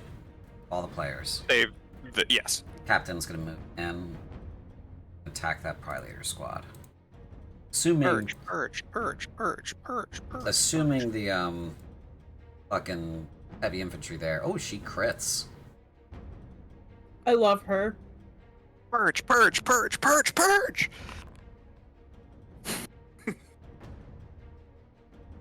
Let's see. Yeah, that took out all of their shields. They're not dead yet. She's hitting their actual hit points now. She chunked them a little bit. Okay. Does not trigger purge though. Has to kill somebody to trigger purge. Tragic. Okay, that's her turn. These heavy infantry over here are going to try to fight those Scrumgore. Bring them! Are these guys bloodied? No, they're not bloodied yet. No, I healed them. Yeah. Or attack. Normal attack. Damage. Ah! Okay. I just hear somebody whispering Scrumcore. Okay, so CDF scouts are gonna move over here. And these guys are gonna try to finish off that Scrumcore squad. The forest attacks at advantage. It riddles those guys with arrows from behind, killing them all. Okay. These guys are dead. Artillery's gonna fire on this. And, Who is the other scouts firing at? yeah, they'll take a pot shot at Kovaresh. Moment. Not that it matters because they can't actually hurt his unit because their weapons are not magical. But yeah, that's who they would fire at. So we'll say that's resolved because they can't actually do anything. Artillery. Steel Rain. Here's how this is supposed to work. So this hits with a 23. They're within Medium range. medium range. So 3 hexes are hit. It would be these. It would be fucking. It would be these hexes are hit. So the damage is spread evenly between them. So that is 17 for both.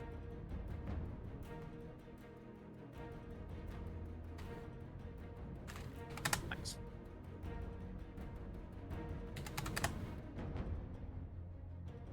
Incredible carnage as that steel rain bolt just explodes or flies. Incredibly bloodless carnage. Right, and just bones get scattered. Bones and weapons, very ragdolly, very comedic. Okay, so light infantry can't actually hurt those Prilators. They're gonna move around the corner there. And they're gonna just flank. That Prilator unit does get fight back.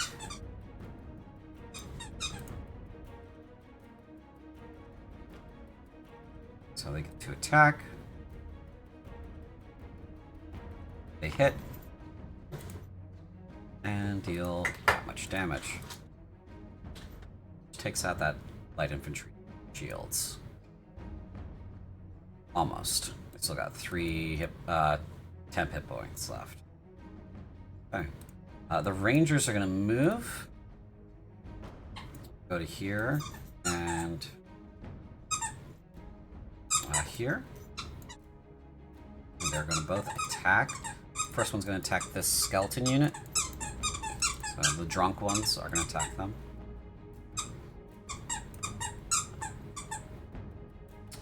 15 hits. Plus a d6. For 22. Which wipes that unit. And the other one is going to do the same to a nearby unit of skeletons.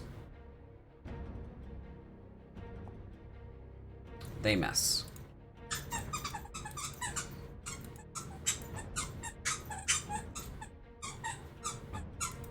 Okay. Alright, let's see. This unit of artillery cannot attack this unit of Scrumgore. They're too close. They can try to hit these Ruscivores. They could also try to hit these skeletons. Alright, we're gonna roll a d6. For a 5 or 6, they'll attack the Ruscivores. For a 3 or 4, they will attack the skeletons. And for a 1 or 2, they will attack just this Scrumgore squad. They're going to attack that Scrumgore squad.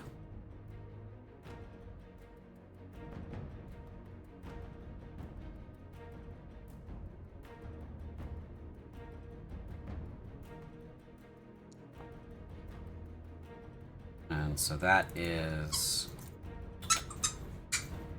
inside of close range, so it just hits that unit.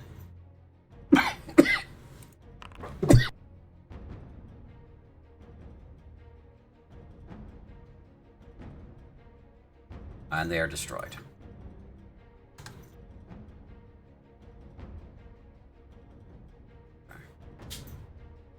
Next up, we have this unit of artillery in the back. I just want to make sure I can hit something. And that's my limit.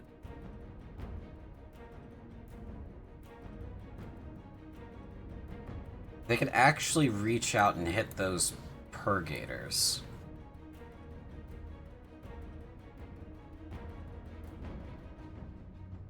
Would be appreciated. Yeah. Yeah.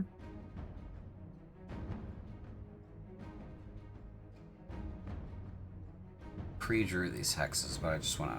27. Right? 28? Was it 14?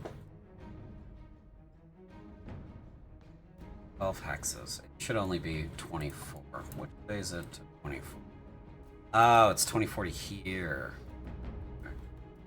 Does get a little bit of extra juice. Let's see.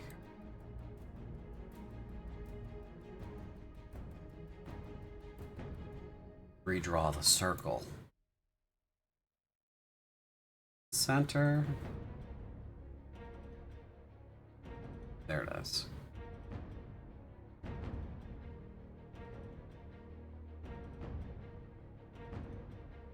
Yep, okay, that's a better circle. It's still 25 or 26 in some places, but... that is, in fact, 27 hexes still. Ugh! I can't justify it. I'm just gonna delete the circle.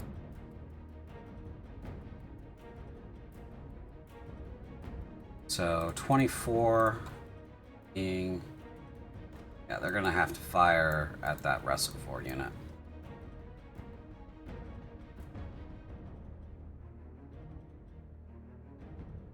Ruscivore. Attack. Normal. Miss.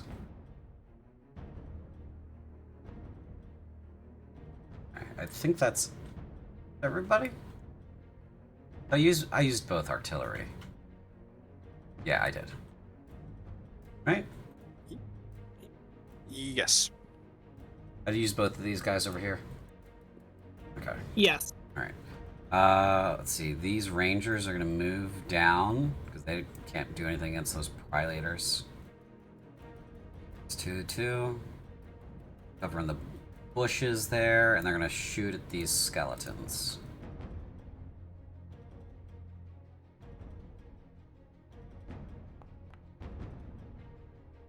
Hit.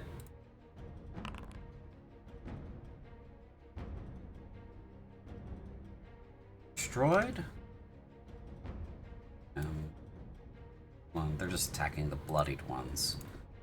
Clean them up a bit.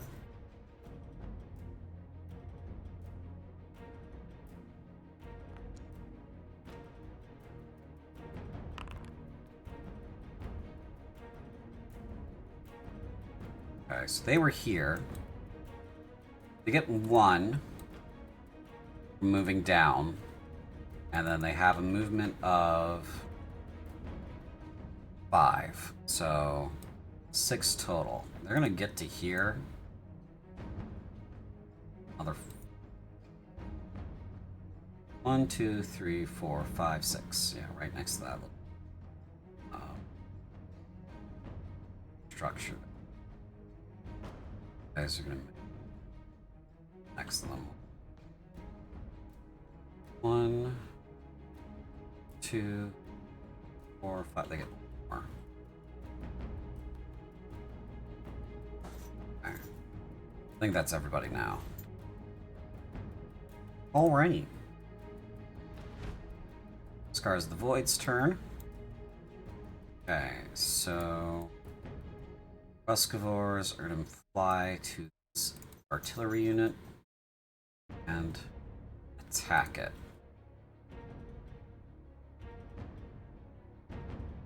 Going to use their Fire Breath on it. Fire Breath attacks reconnected hexes that are adjacent to the Ruscivore. So it would be something sort of like this.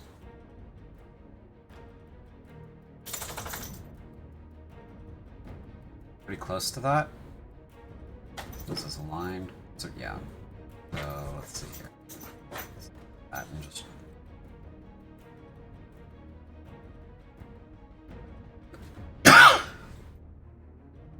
when this ability is first used, it deals 10 damage for each Ruscivore, and it deals 3d10 damage to all creatures that pass through, begin, or end their turn on those hexes. So this is on fire. And it recharges on 5s and 6s. There are 3 Ruscivore in the unit, so it deals 30 damage.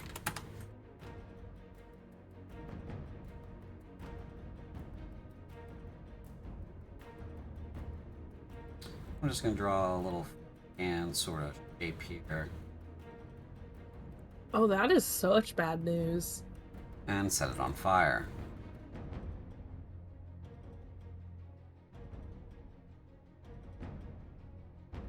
Okay, so begin turn, end turn, pass through any of these 3 hexes.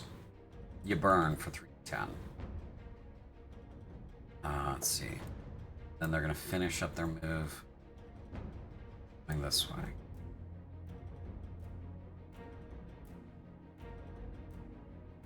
That's their turn. They're going to move 1, 2, 3, 4. 1, 2.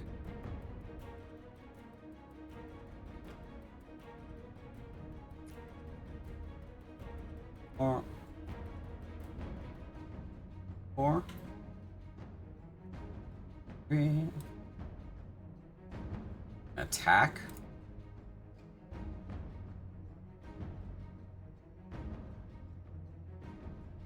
Oh my god.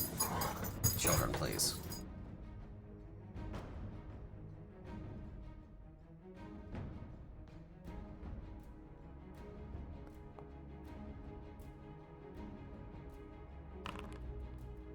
Damage. Veterans get fight back. These guys are veterans. They do get fight back. They will use melee squad weapons. Fight back. Oh gosh, that was almost a crit. And same for these guys. Fight back.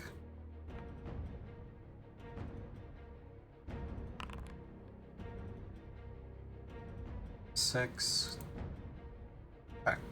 That's that side of the arena's turn. Prilators gonna attack light infantry squad. Crits them.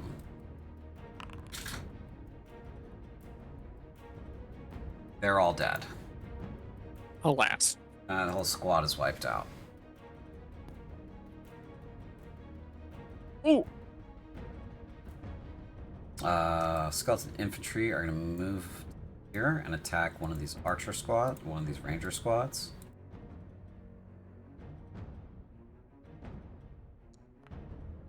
Also crits.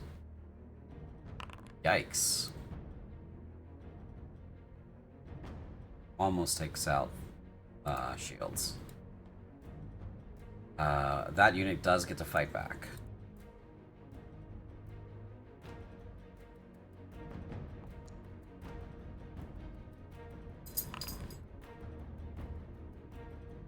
Back. Let's see here. Cobra Rush's unit gonna move into. Let's see, they're gonna do the perception.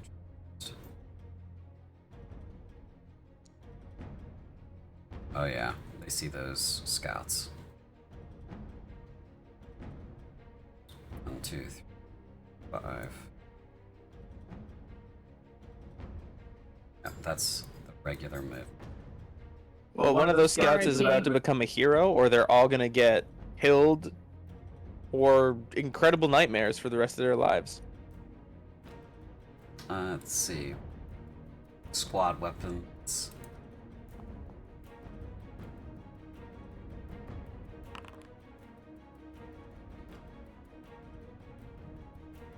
.22 damage. Scouts do not have fight back. They cannot fight back. Okay, so that's Cover Rush. That's the skeleton. We're gonna move the Balefires up.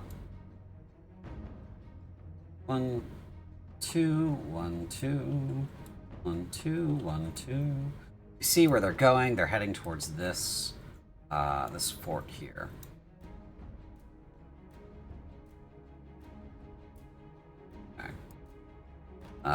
Let's see here.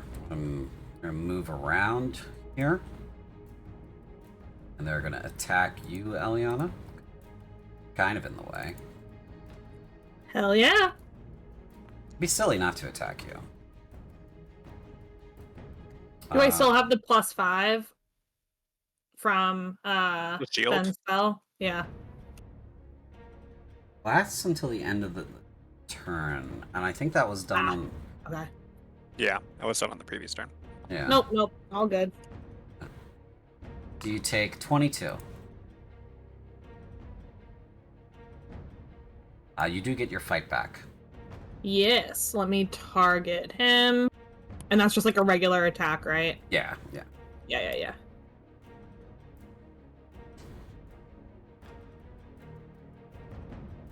At advantage? No, he's on the same level as me. God damn it. Yep.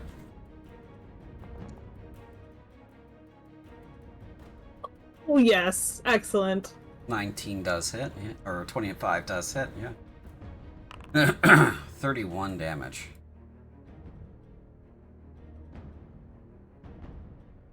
Okay. Prilators, they're bad news. This one, though, is going to keep doing what it was doing, which is attack that artillery. Yeah, okay. 17 hits. Damage. Artillery's Wait. in. Go ahead. I thought that didn't Mythlia do something that was giving the Prilators a penalty to hit? That's or this guy. The Purgators. Yeah. the Purgators? Okay, the Purgators. All right, that's fine. Don't worry, Eliana. You're gonna get to fight those guys too. I'm stoked about it. Because here they come. Purgators. Right up the middle. We are firing Overwatch. Okay.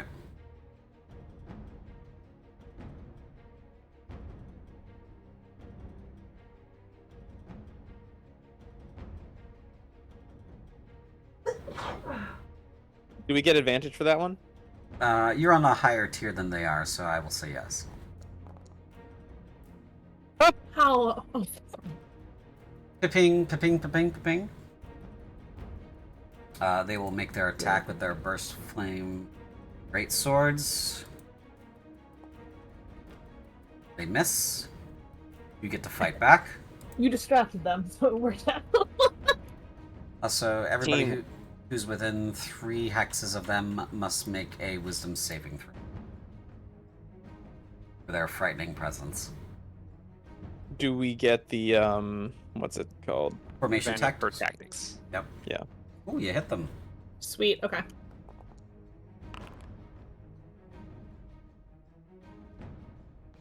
Uh, 31. 31. And now I will roll the wisdom. 1 second. I can't with you sometimes. With me? At least it's sometimes, right? No, with this one's rolling. Oh, mine was just as bad. It's fine. Yeah. Okay. All right. Might wanna. Yeah. All right. Just saying. You cannot approach. You're frightened of the Purgators and of Cova Rushes. It's over here. Actually, So- I forgot to roll the wisdom save at the end of the last round for Kovaresh. Can I roll that one as well? Actually, Yes. now that I'm thinking about it, cool. Yes. Okay, cool. Let's do that.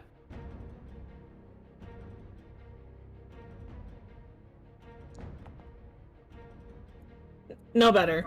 No better? Yeah. Actually, 14 does pass, so you're not afraid of his unit anymore. Oh, great. Yeah, just afraid of the one right in front of me. Cool. Yep. Let's see. That includes you, Ben. I did. I rolled a 16 up. Oh, I above. see it. There it is. Okay. Yep. Alright, so the captain's squad needs to roll at 2. Oh, stop clicking that button. That one. Thank you. 19 does pass. And the artillery... They're not gonna make that. They get a -4. -3. Why aren't they rolling with advantage? They don't have formation tactics. Oh, okay. Oh my god, did I roll 2 nat 1s in a row? I did. Where was that before? Okay, so after they've attacked, they are going to use Quick Blink and teleport up to 3 hexes away. That's going to put them here. These guys teleport? Yes, it's terrifying. Oh, It's God, terrifying, okay. isn't it? They also have a different feature in regular scale that makes no sense for large scale, so it's not on their sheet. But they are not good news. You guys have only encountered them in large scale encounters so far. That's the Purgators. I think that's everyone in Scars of the Void. Yeah, that's everybody. Okay. No reinforcements. Blade of Endless Suffering's turn. That's these assholes over here. I believe they passed all their saves, yeah? Yes, but they're still earthbound, so their speed is still 0. How long does that last? A minute. Can they but they can move across the ground, right? Yes. That makes them very unhappy, because they're in the water.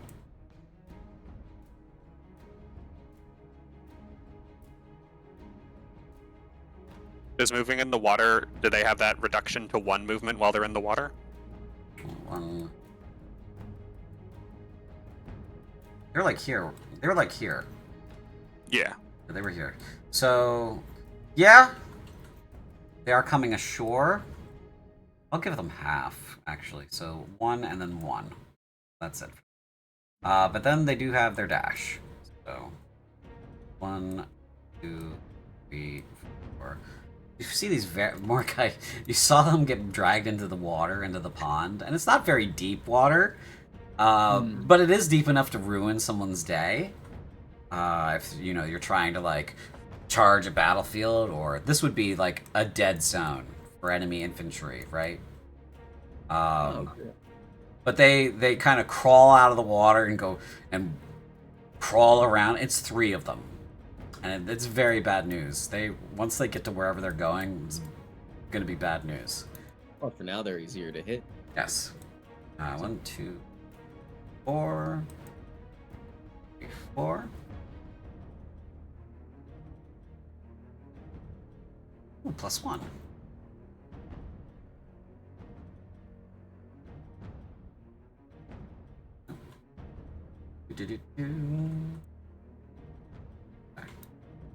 Alright, that is Scars of the Void's turn. Or Blade of Endless Suffering's turn.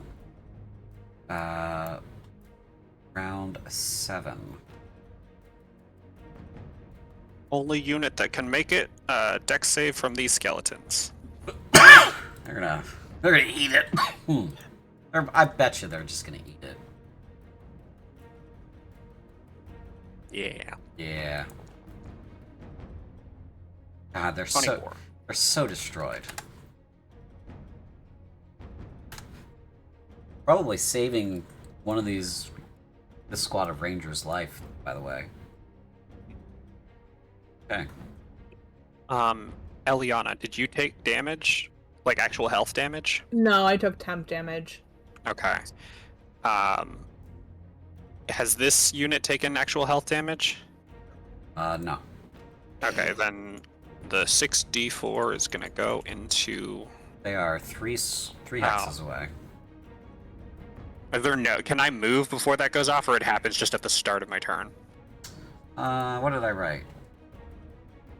At the beginning of this unit's turn, so at the start. Yeah, you have to be within Okay. two squares of you at the start. So.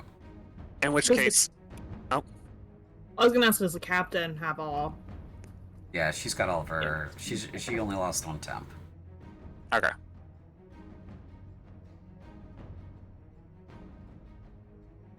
In which case,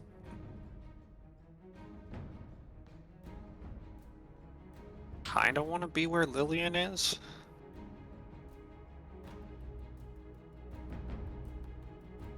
Yeah, just switch with Lillian so you have better. Because I'm good for now, but a couple of rounds from now I will not be good. Looking at that health pool, like, ooh, it's getting low. It's gonna get low real quick if they both start piling on me. Yeah, and like I can take some hits, I can take some rounds. Like if that's not the good move for right now, but like at some point, Ben, you probably should be behind me.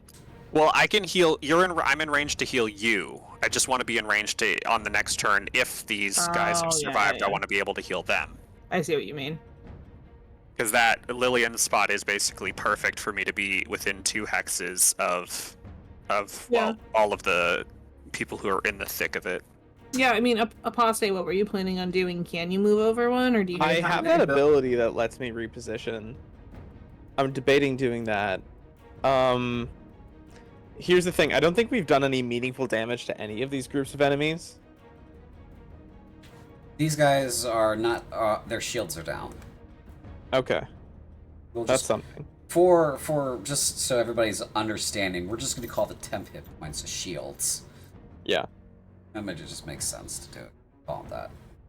So like, I could go for those Praelators, because what I don't want to do is start like, unless there is a very strong tactical argument to be made, I don't want to keep like spreading the damage out, so to speak. I want to focus, kill one target, move on, kill another target, where I can. I think that okay. So if that's the case, I would say, I think that Dragon, the Rescivore, is a bigger threat because if he gets over here, he's gonna burn this whole fortification down. Yeah. Is the problem. So then that's what I'm gonna do. I'm going to poison arrow volley that thing.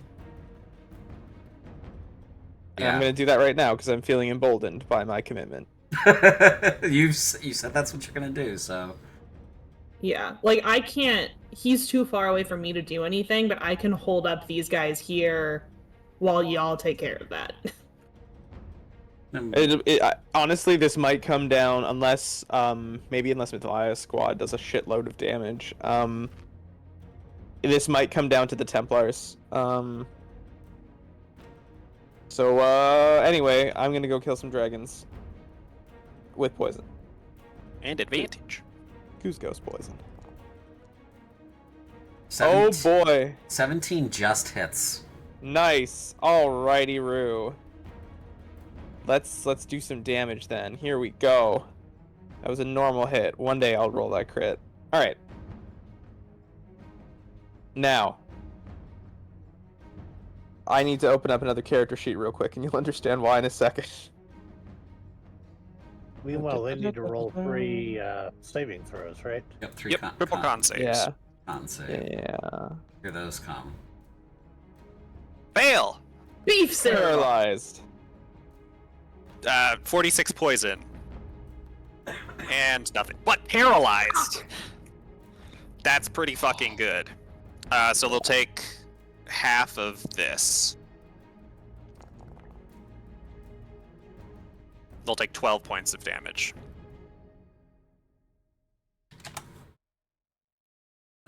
I'll tell you this, you guys have not dropped its shields yet. Terrifying. That It does also suck. It also takes the damage from Lillian's normal attack. Yes, that's been applied. Okay.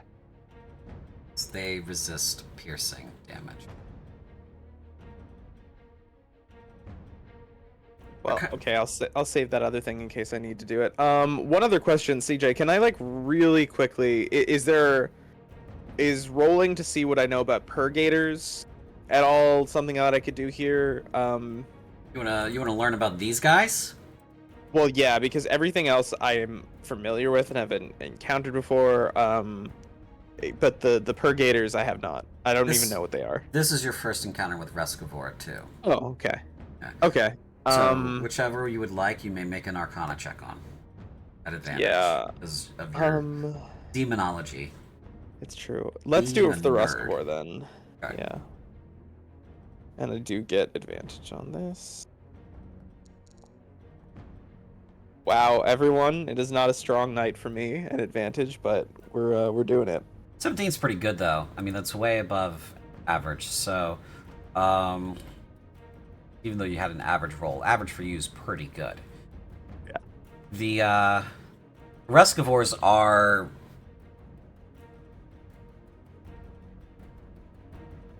Dee's assessment is correct. If that creature gets over there, you can say goodbye to the whole fort because it will set every tile on fire it can. You guys will not be able to do anything with it for the rest of the encounter, which will destroy your tactical advantage right now. That's what's holding you together. Your range, tactical advantage right now, and having the high ground on these assholes is what's keeping you guys together. That Rescavor squad will ruin that. They're made of shadow and fire, so they are not they're physical in the same way a Balrog is physical. They are immune to fire, bludgeoning and piercing and slashing, as you're aware, is also something that they resist fully. Other than that, they're just very durable and fast when it comes to flight. They're frightening, so if they get within 3 hexes of you, you're also going to be making wisdom saves on that. So they're bad news. They've got ranged attacks. They actually they can move now because they have aggressive advance because you shot But at they them. are paralyzed. But they're paralyzed. Yeah. So attacking them from range will piss them off and cause them to move closer to you. That's something that you also know. But these guys are paralyzed right now. They're very, very dangerous. It cannot be understated how dangerous they are. So, one squad of these would have easily killed, Ben's squad and the teenagers handily if you had chosen that route and they had spotted you. That's what those 2 rolls were for. Whether or not Ben's squad gets spotted by the Rescavor, and the second roll, if you failed, was whether or not the Rescavor caught up to you. Because if they caught up to you, it would have been moot. Yeah. Yeah. So get this catching up to you guys, no bueno. So that's your Arcana roll. All right, well that's it for me, and everybody can see that that's a priority target given how Lillian's bellowing about them. Okay, my mechanical question. Yeah. For normal spells, does the fortification double the range as well? Yeah, but the hexes are intervals of 30s for normal spells. Right. So if I normally have a what is it? If I normally have a 150 range, that'd be 5 hexes, and so being in a fortification is 10 hexes, right? Yeah, so that's they're 270 feet from you, from your spell standpoint. Obviously, the hexes themselves are just a convenient measurement for us. It's not actually 270 feet, but that's what we're using. Yeah. Okay. So the first thing we're going to do is, and I probably will not be able to draw the template for this, so you may have to do some wonderfulness here. We are going to cast Ice Ball. Okay. Ice Ball. And this Fireball, template but will be ice. way too big. But it is going to be essentially centered on the those guys over there. Oh yeah, that's way too big. Oh. So I'm gonna hit the Scrumgar, and the dragony things. Okay, so I'll have to say you do have to choose a hex for it, just the one hex, because while it's an AOE, it's not a storm, right? A fireball would be the same; it would just take a hex. His storm may affect a giant area, but he's only choosing one hex to attack something. Okay. Yeah. Okay. So I'll make sure and pick the one with the Ruskavar. Okay. So they need to make a dexterity save.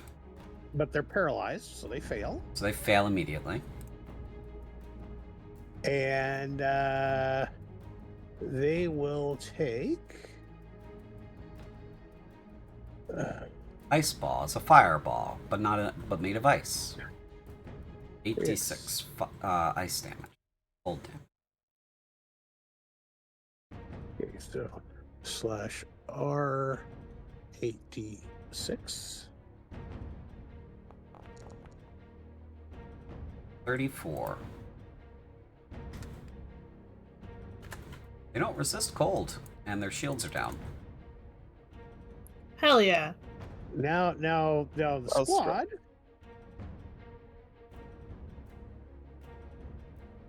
will make use of another instance of Prismatic Wave. And the Prismatic Wave will go from me through the Ruskavar into the Scrumgar behind them. Okay. So we'll hit the Ruskavar and the Scrumgar, doing the appropriate damage to them. That kills that Scrumgore squad. And then we can do like we did a while ago, back over here to the Preliator. And the Preliator will get Arcane Bolted. Okay. Did you say brave princes? For the Scrumgore, yes. You have to stop.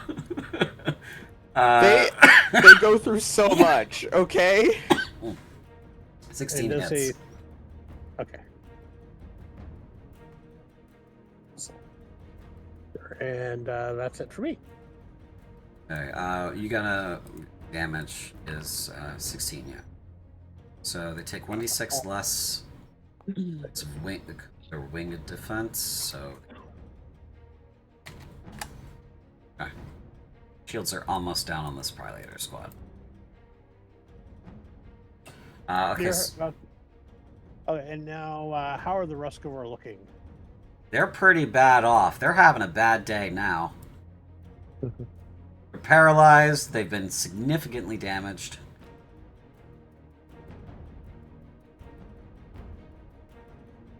Darrow, if you're talking, we can't hear you.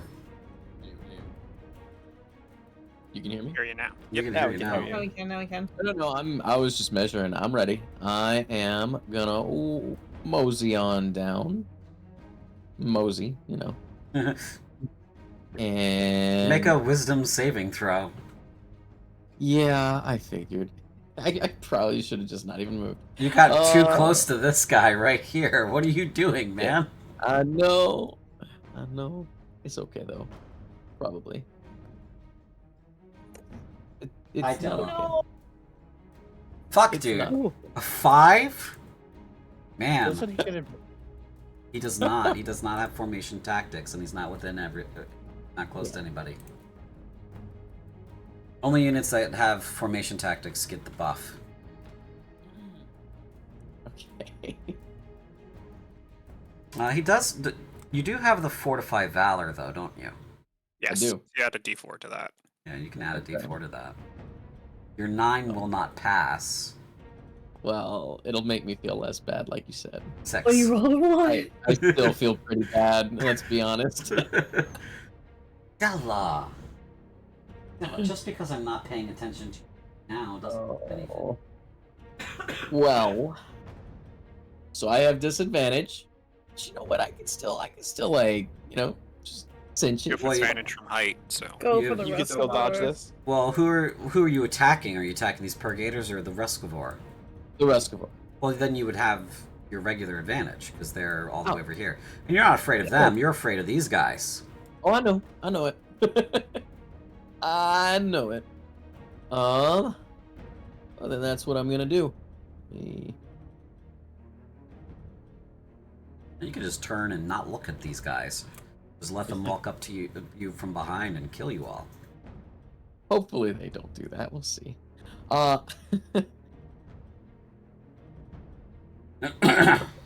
So So to be clear, I'm a monster for giving good graces to the Ruscivore, or sorry, to the Scrumgore, but this behavior, oh Jesus Christ, there it is. That hits.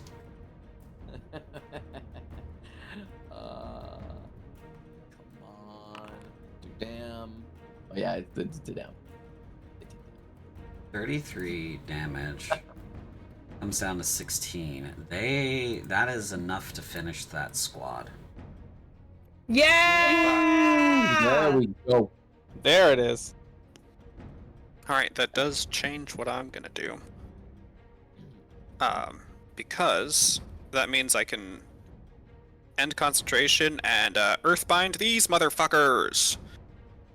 Which motherfuckers? The other Ruscivore squad, so that the Templars can get out of their fucking hidey holes and start slashing. Is that within range? Yeah, it's 600 feet. Who wrote Love that it. spell? A scholar. It's a spell connoisseur, designed a to hero. take targets out of the air. I'm It needs just- a big range. I'm just saying. Alright, so it was a strength saving throw? Yes. 16. Does not pass. Ugh. Grounded.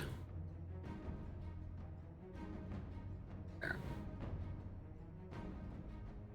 The Templars, flanks. you better do some goddamn shit. Then squad actions, we're shielding Eliana and arcane bolting Is this these lightning motherfuckers. a concentration spell? Oh, it is. It will go down when I draw. When I Should have been down last turn then, but that's okay. yes. Right, so these guys are grounded. Yep. Okay, and then arcane bolt and what? So for chain casting, it's going to be shielding Eliana and then arcane bolting these guys. So invoke shield for Eliana. Your AC is now 25, Eliana. Thank you. Then Violator's getting bolted. Yep. We had Mythalai, we had Mordecai, Lillian, Ben now. Get a D6 back. 1. And now, I guess that brings us back to Eliana. So Yeah, I'm gonna hit. So both of the Prelators' shields are down. This one's shields are almost, and this one's shields are gone, and it's taken damage on hit points. A lot of Okay. damage on hit Okay. points. They're I'm actually. gonna try to. Yeah, I'm gonna try to take that one out. This one's below 50%, so.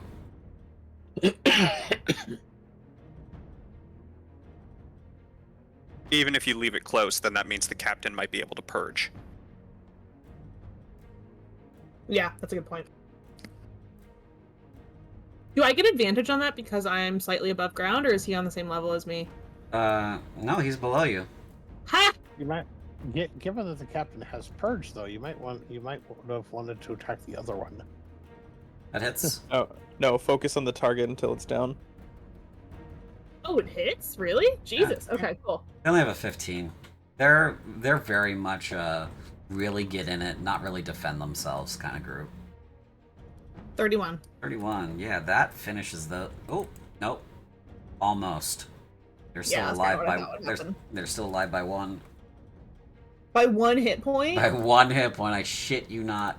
Captain, take us home! All she has to do is hit it. Purge! Purge, purge, Purge! Oh my god. 11. Wait. We have 2 bonuses to use. I think it is worth using both of them to boost this roll. Let's do it. Yeah. Okay. +2, +3. Yeah, that'll be enough to get her to hit. So 35 kills him. And with Purge, she can attack, move and attack another enemy unit. It doesn't make sense for her to leave these Purgators here Start hacking and slacking and whacking. and attack them. Oh my god. She cannot swing. Gang, this is bad. She cannot swing, bada swing. Okay. That's the whole. That's you, all of you guys, right? Yep. This. So we don't forget, everyone should make their fright Yeah, we rolls. can make our frightened rolls now. Yeah. Couldn't do Is it those. just the... It's the Purgator. Yeah, okay. It's just the Purgators.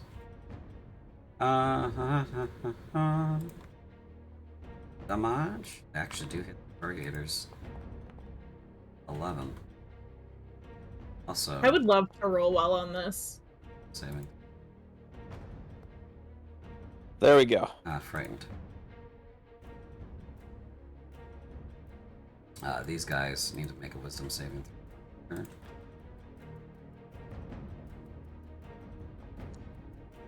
You succeed. Attack Kovaresh's squad. Actually, I'm. You rolled over a 14, you succeeded. A 14 or higher. Done and done. Actually, can I use one of my abilities? Oh, see, no, they're not within 30 feet. Okay. Yes. Let's see, these guys attack that Scrumgore squad.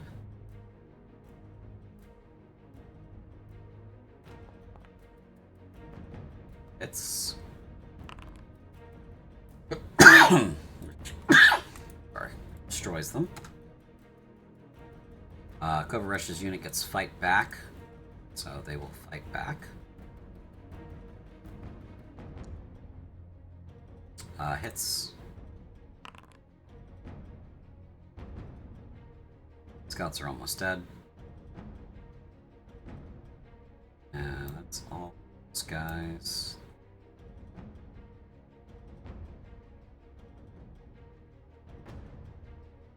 That artillery's going to try to hit one of those balefires out there.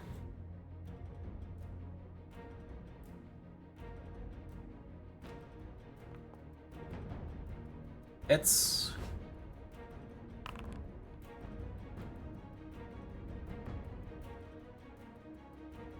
this one's going to try to hit them as well. Misses. Alright. Gotta fight back over here from the Pride Leaders, because light infantry aren't gonna not. Can they not? I mean, not while their bosses are looking.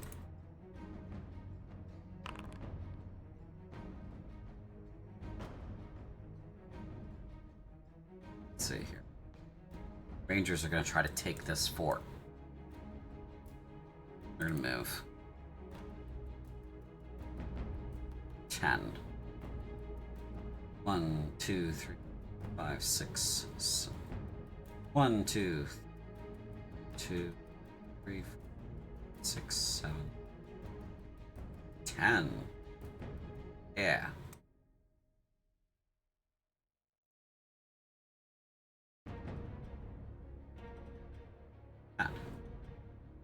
Yeah.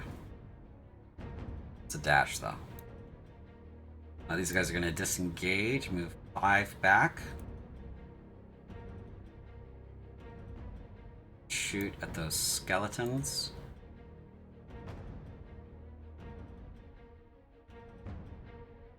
They are within optimal range. So they get volley and +3 in damage. Volley will be a d6. 6 +3, and +3 is coming from Deadly Angle. They feature many ranged units have. 23 damage to skeletons. Destroys them. Same here for these drunk ones. These guys were drinking on the job.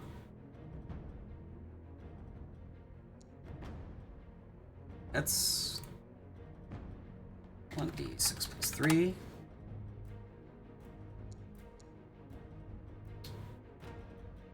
And that destroys those. That leaves these guys over here, this artillery taking 10.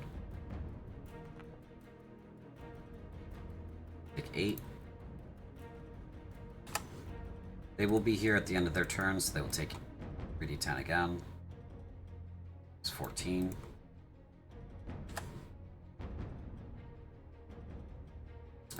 Artillery's going to make an attack on those skeletons because now they're outside of minimum range.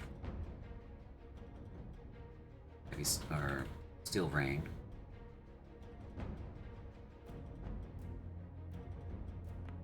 I have to roll that at advantage. I will roll it again. Yikes. Surprised Pikachu face. Okay.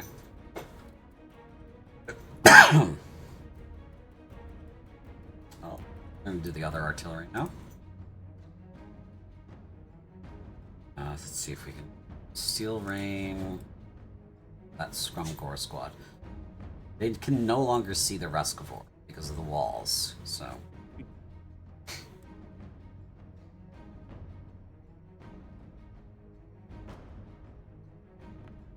Oh. Yes. Also roll that advantage.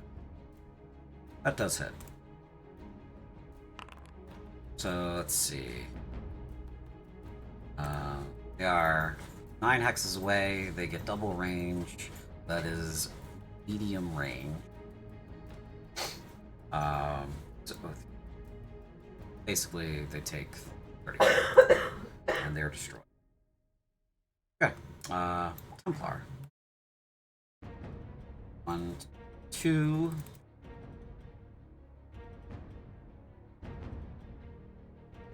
6. 3, 4, 5, 6. 2, 3, 4, 5, 6. Fuck yeah. Okay. Maybe we'll get a purge off.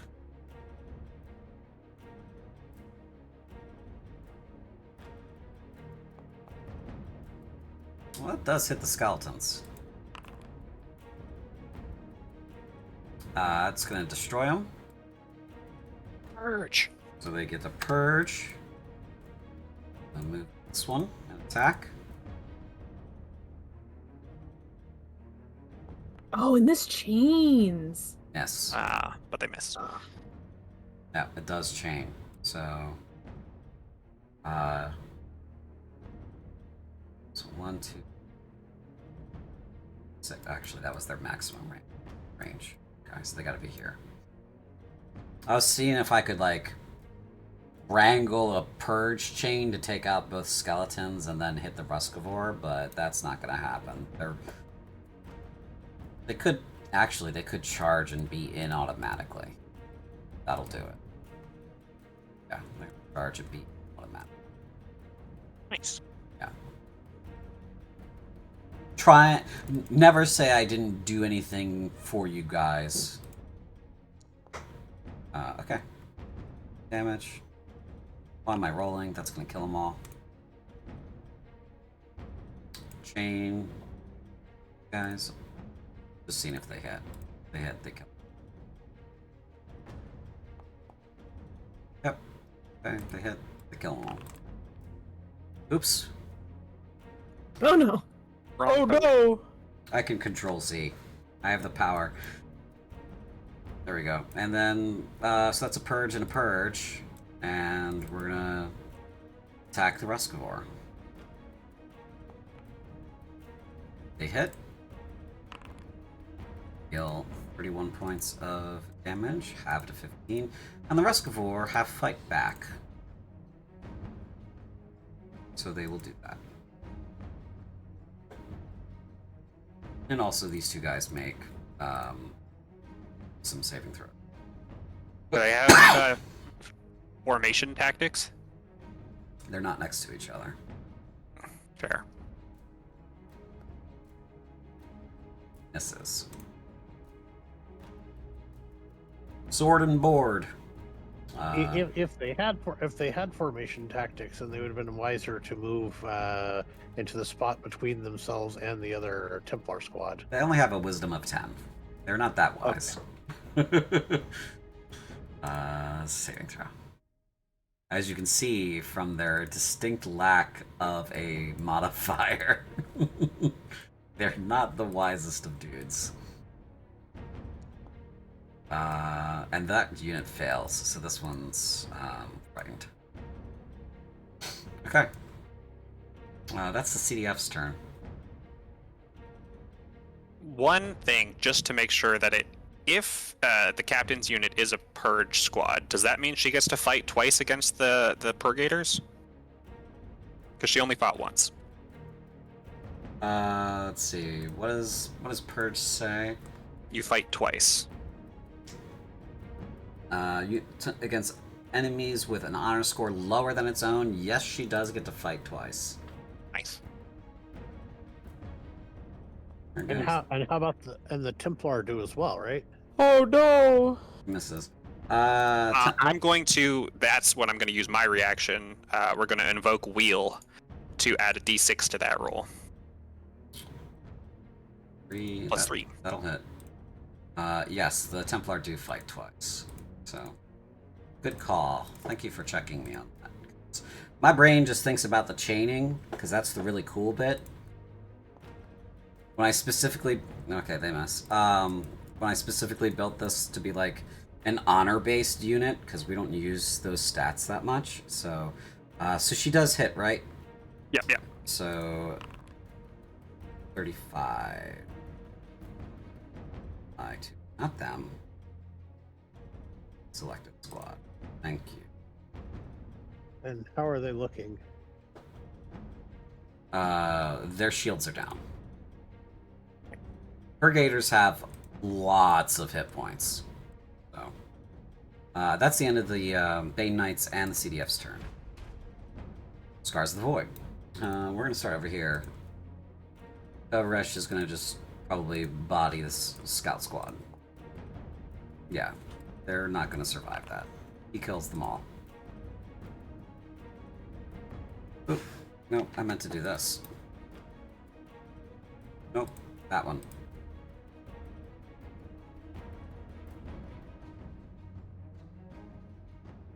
Hey, why aren't you just removing those tokens? Bad reasons. No reasons. Bad reasons? Bad reasons, yes. Oh no. But because can't the medics turn them into casualties? Technically, yes, but also, if skeleton mages get to them, they can be resurrected as skeleton versions of that squad. Yeah.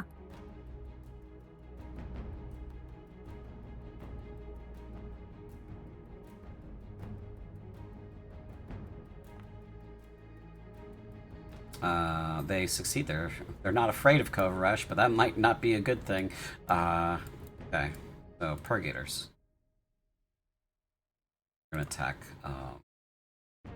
that unit of heavy infantry. Those poor guys.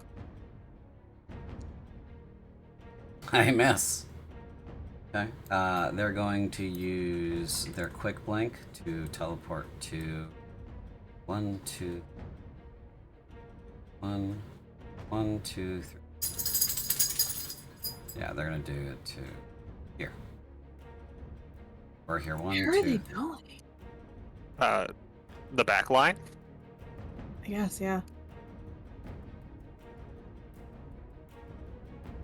And then they're gonna move.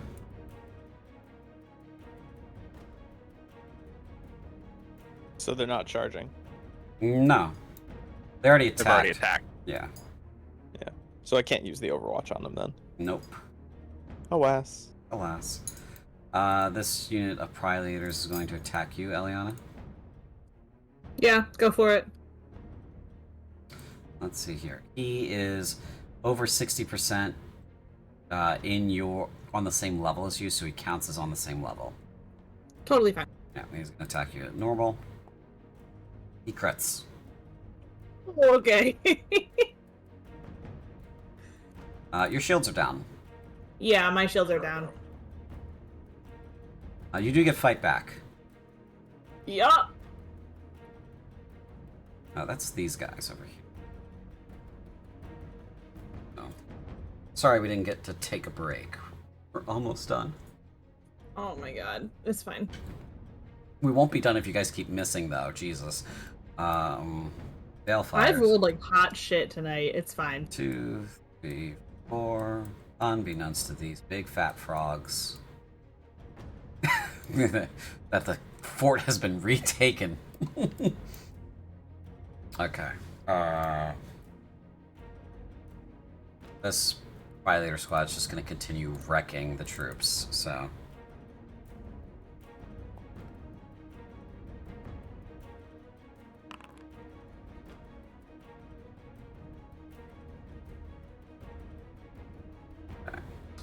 They don't get fight back. Let's see here. Ruskivor are going to do their thing. They're going to crawl to here. We're going to see if they get their fire breath back. They do not. They will attack this squad.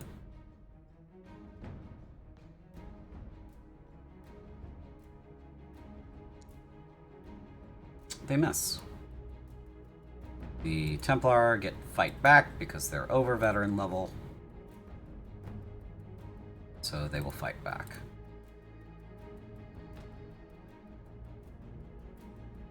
Come on, guys. You're supposed to be Do they elite. get to, Wow. and when they fight back, do they fight back twice? Let's see. Yes. The honor score is lower. You do hit. Okay. That'll be the Scar's turn. Blades. Now the big old threat from the blades is gone. 1, 2, 3, 4. 4.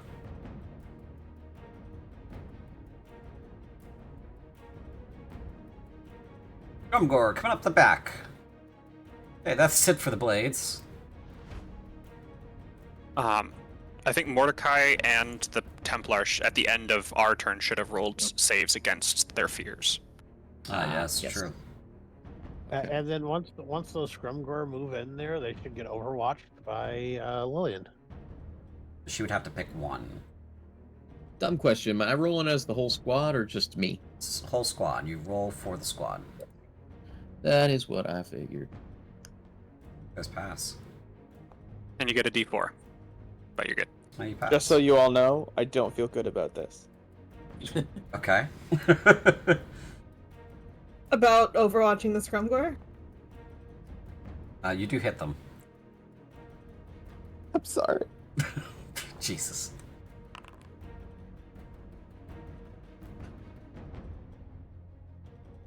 You almost wipe out the squad. Oh god.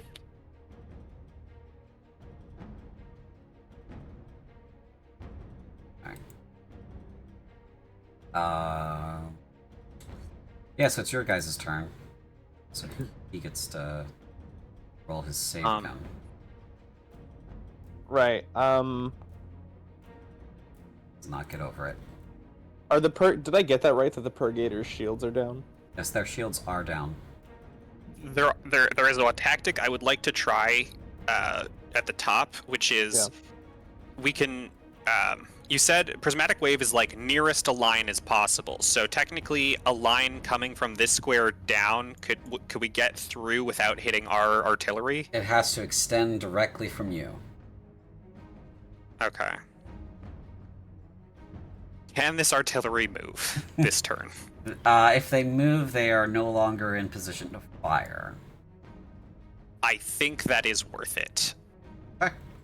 If that means that Mithlaya and I can both get prismatic waves off on both of these squads from our position. Okay. They will move then. They can move 3 hexes, so they will move. They have to move to a space that is unoccupied by you guys. So I will give them the space to move to, which is I just want them to move there basically. Okay. And then yeah. As you can see, Fire your laser. the purgators are at the back door of this fort, and they will wreck it if they get inside. So I'm doing my prismatic wave through these both of these squads. Are these bozos? Okay. Yep. Where's my prismatic wave? Cast. I'm gonna need Eliana to step aside. I could do this. That's fine. Well, So wait. Is that going to take me out of... Am I going to be able to... I'm not going to be able to hit these guys, am I? I guess Well, I you could can move. circle. You can move after. Yeah, okay, got it. Alright, so 24 for these guys. It comes down to 12 for the purgators because they resist magic. I will use my I'm at full reaction. strength. I will use my reaction yes. to say they do not with the blood curse of exposure. Thanks. Also good. So, minus 40. Yes, you're at full strength. And then these guys. Now it's my turn to prismatic wave them. Or oh wait a second. Oh, that's right. You got to finish taking damage on the prayer leaders. That's done. Okay. So now I can use my prismatic wave again, and that will hit the purgator and the praelators. That's your third prismatic wave. Yep. So, let's see.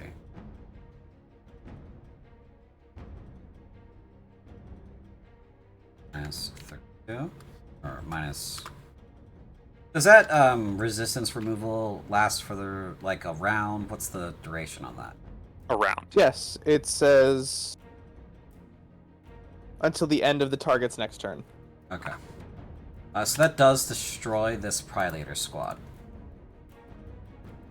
It also does significant property damage. Expense our company. I don't give a shit right now. How are the purgators looking at the moment? Well, a couple of them are wrecked, but there's still one alive. Okay, so they will get the arcane bolt then. Okay.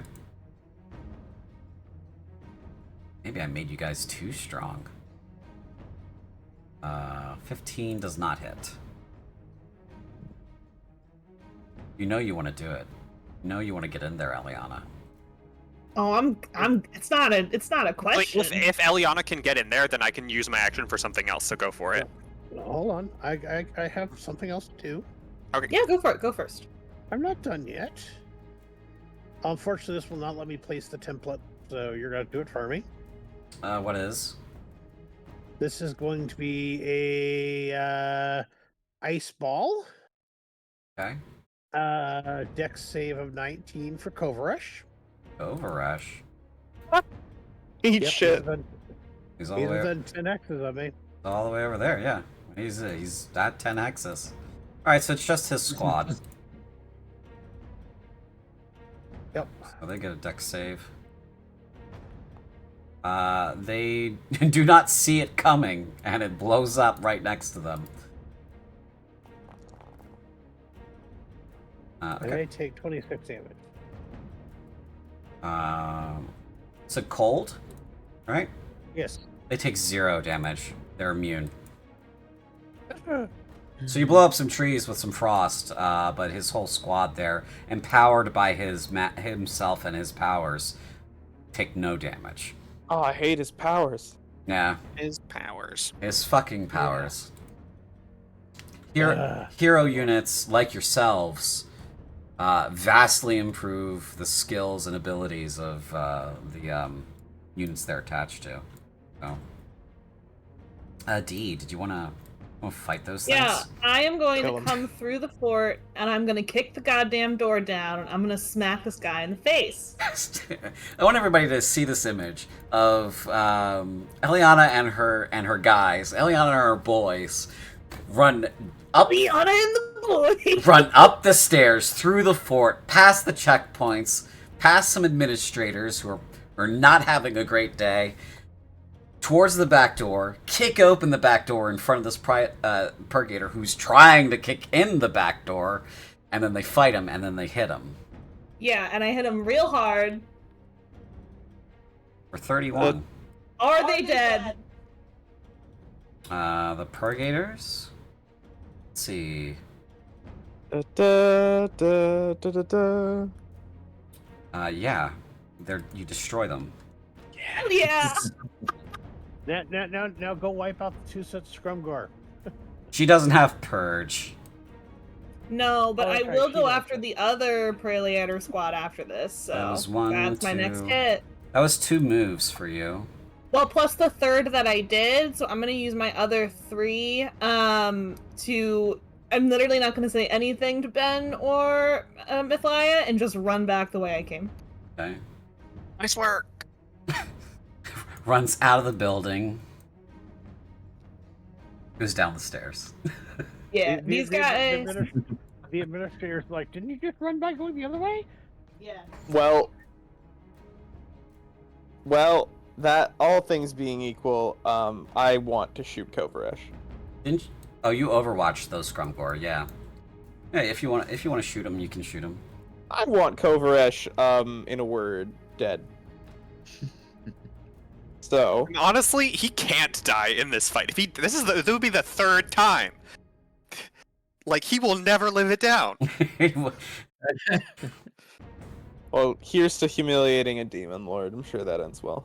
If he gets if we kill him and he gets resurrected after this, like, he'll have absolutely 0 cred. You miss. Hello. Yeah, I know. I knew that was gonna happen. All right, as you were.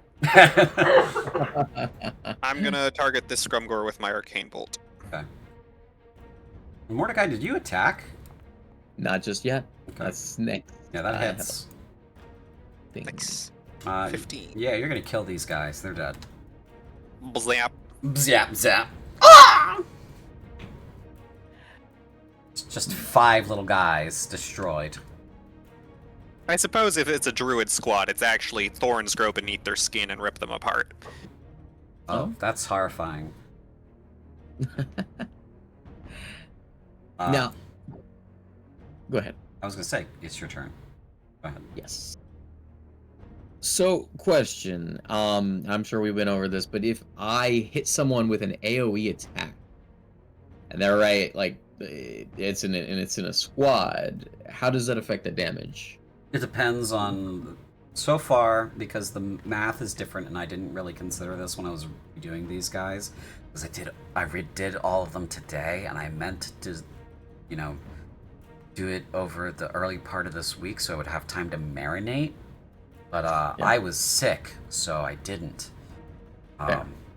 It's gonna depend on the squad itself. So skeletons, probably we're gonna use all of that damage. Non-skeletons, we're probably not going to use all of that damage, depending on what the thing is, right? So I'm planning. Obviously, it's not a huge amount of damage, but spread out over like however many Scrumgore. it's like I'm thinking of using. like Say again? five. It's like five. It's like five little dudes. Word of Radiance. Like I said, not huge, but I mean, it's not bad. And it would hit anyone within a 15-foot cube of me. So let's say I get to the edge of this 30-foot radius and then get within range of them. Okay. So Word of Radiance. Yes. That It's a Cleric cantrip. spell. Mm-hmm. Oh, okay. D6. Yeah, they'll take the whole D6. So like 1d6 for the whole squad, or 1d6? 1d6 for the whole Well, squad. Okay. We're past level 5, so it would be 2d6 for cantrip scaling. True. But if we're doing that, I think I'd rather use Guiding Bolt. Because then my squad can attack right after, right? And they get advantage if I hit. Yeah. So I like that plan better. Okay. That's what I'm gonna do. Shooting a guy with a flare gun. Yeah. Pretty funny. Now are they on the ground? Do I get advantage? They Yeah, are. 2d4. They are below you. Yes. Ooh. Plus your D4. You've got What? Fortify. You got Fortify Valor on you. Yeah, that. Roll the d4. Yep. Come on. I got a 15. 15 does hit. Hey, okay. And a little bit of damn, which I should refund this resource because I rolled it twice, not 2 spells. Whoops. Their shields are down. Okay. Beautiful words. And then my squad is gonna go ahead and shoot him. So Mordecai steps up to the edge, blasts them with a guiding bolt. One of them gets slapped around a little bit, and then his squad comes up with their light auto crossbows and just rains arrows into them. Loose. Oh my god. Or God. You're gonna need that Guys. advantage. You're above them. And they were guiding bolted, so they would still be advantage even if they weren't Yeah. above. Oh, you, okay, There we good, you go. hit him. Well, I was worried there for a second. I was gonna have to fire some people. All right. So that They would have deserved it. they would have, honestly. Yeah, you riddle that entire squad with arrows, and they're all dead. Nice. Okay, so that's you guys. I'm also just going to use the last of my movement to get to this position. Quickly. I'm going to literally fight for 1 point of health. Ben, your healing would have gone off at the beginning of the turn, right? Yeah. And you're the only valid target. And I'm the with only range. valid target, and we would have been in range. Okay, so I would go up a single hit point. Cool. Hey, you know what? They all matter. Yeah. Okay. Let's see here. And I will use my movement to reposition myself over near Mordecai now that the scrum guard on. Purgators are gone, so the object of this guy's fear goes away. Just so we are all on the same page, is the Ruskivore still feels like the main target to me, so it feels like we move west, unless we think Kobaresh is the bigger threat. Kobaresh absolutely is the bigger threat. Unclear if we can kill him. Yeah, Period. that's kind of where I'm at. The way we beat Kovaresh before was we made the fight tactically unviable, or like just like not worth sticking around. Which, zooming out, he's got these 2 balefires left.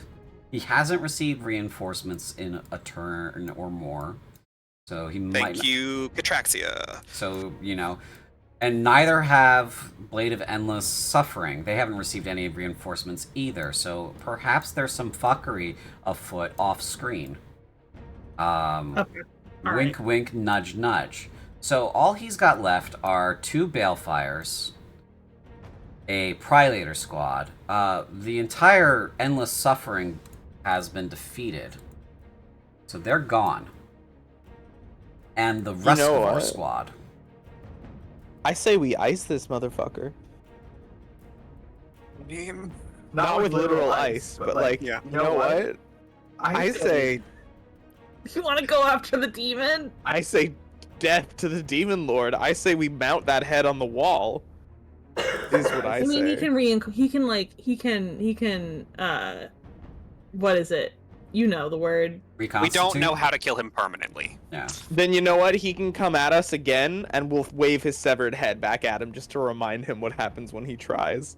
There's 1 less artillery now. That one can't fire because it just moved. We are so grateful that it did. This light infantry is going to get bodied.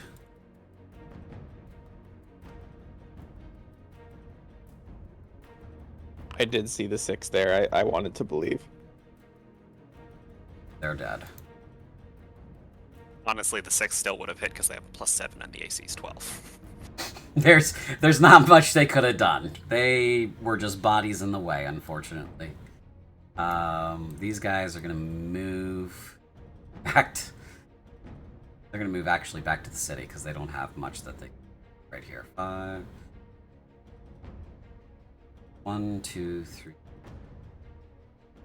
1, 2, 3, 4, 5, 6, 7, 8, 9, 10 plus 1. Okay, this is gonna be just like that JoJo meme where they're all kicking each other. Kicking that Nice. They're kicking that one guy. They fight once. They hit. Fight again. Does lower honor score. They hit.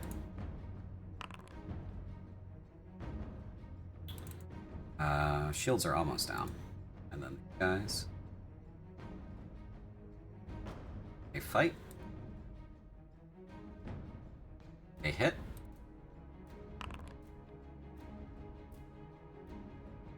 Shields are down.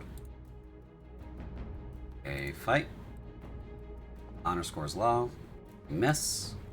End of fight. Okay, so artillery, steel rain.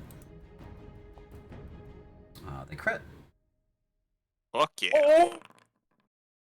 Let's see, and this is what close range. So that only hits that one unit. So 34. Yep. The other artillery cannot see them. I believe there are no targets in range that they can harm. 20 hexes for the... Oh, yeah. It cannot harm them. Alas. Yeah. So that's pretty much CDF's whole turn. Oh, these guys. These guys didn't just get here. They've been here a turn. Yeah. They have taken the fort. It's on fire, but they have it. They're just gonna stand next to each other, because that's what they should do. And they're gonna shoot those balefires.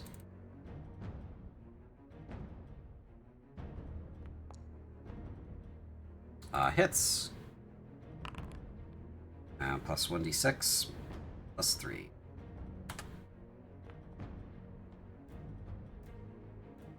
So 24. Right? No, 25. 25. And then this squad.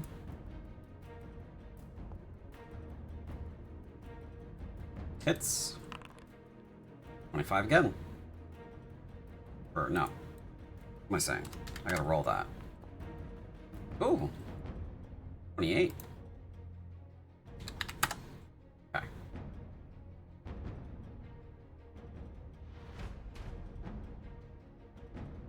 Balefires now know that there's something going on here. But they are a crew-operated weapon, and they cannot move and shoot at the same turn. They have stopped here already from their last move, so they cannot fire within 2 hexes of themselves. They will have to fire on a target from here. They're on the ground. Their long range is 12. They cannot hit anybody but Eliana. Fucking come at me. So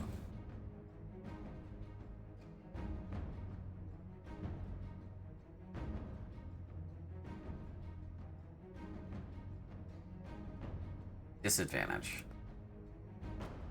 Misses. Nice. Okay. Everybody's dead over here. The Priolators are glorious victory. They're gonna move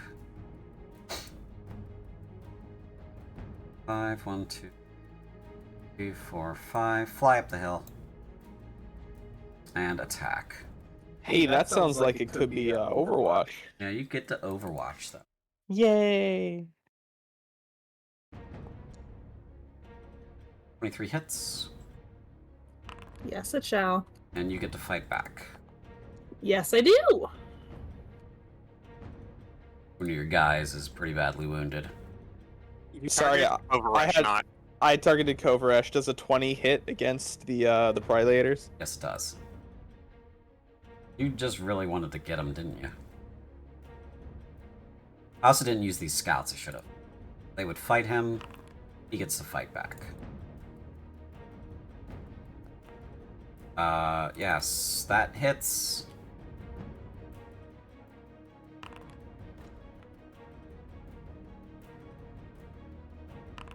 Did I roll damage? No, this is Executive Kovaresh attacking, fighting back. You did. against- You got 31. Yeah, but you I got. did roll 31. Yeah. Yeah. That is. Oh, we go back over here to the Rescivore. She gets to attack twice. Why does she get to No, I attack twice? don't. Oh, that's right. You don't. Yeah. Yeah, she's not Templars. Ah. Yep. And the Rescivore miss. So, okay. Boom, boom, boom, boom, boom, boom, boom. That brings us to the Kovaresh's actual turn. He is seeing that his tactical situation has gotten bad, and he's going to attack these scouts. Just real quick, did those Priolators take all their damage? Oh, yes, they're oh no. Did you hit them as well? Yes, for 26 points. Or 26. Okay, so. Okay. He misses. A natural one. And he's I gonna, believe in the Scouts. they don't get fight back. So they can't attack him back. I still believe in them. Okay. He is going to 1, 2, 3, 4, 5, 6. He makes it off the battlefield. Motherfucker. He has withdrawn. That takes us to your turn again. We have a lot of frustration to work out, it Yeah. seems. How much do I heal by, Lee? Please. Oh, right, sorry. You'll heal this many automatically, 15. How are you looking? I was at 56 out of 78. Now I'm at 71. Thank you. Okay. In which case, I will do... I'll do Blade and Bandage, so I'll do Battlefield Medicine for you.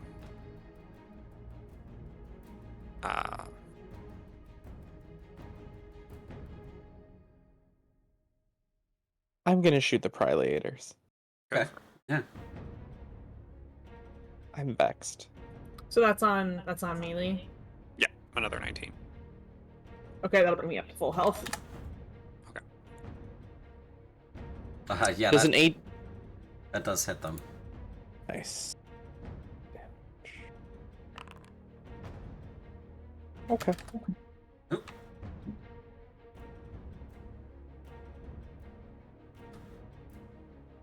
Okay.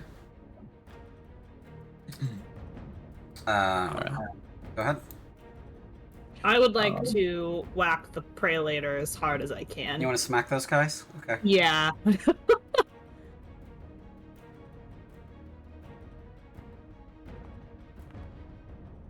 Finish your roll, Ben. There we go. Oh, sorry, but Also, No, you're fine. do your damage, Eliana.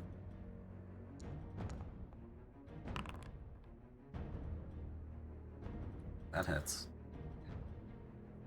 sweet. Yeah, they're destroyed. Nice. Okay. Which leaves Mythlia and Mordecai as having all their stuff still in the tank. So this I Rescuer, have not moved actually this term, so I would like to start moving. You may But move. that's the rest for me. yeah. This Balefire Belcher and this Rescuer are all that's left at the moment.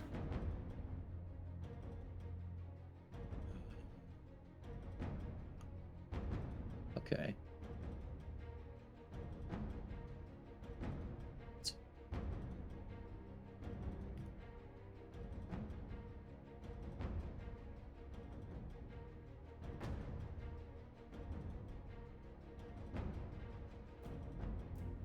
That's down the hill is plus ads.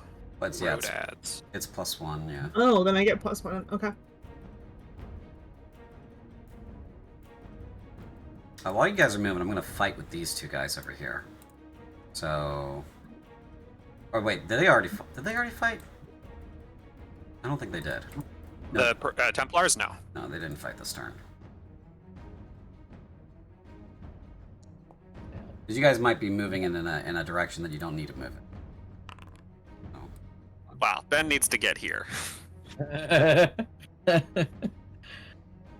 I'm just gonna mosey on back to where I was. yeah.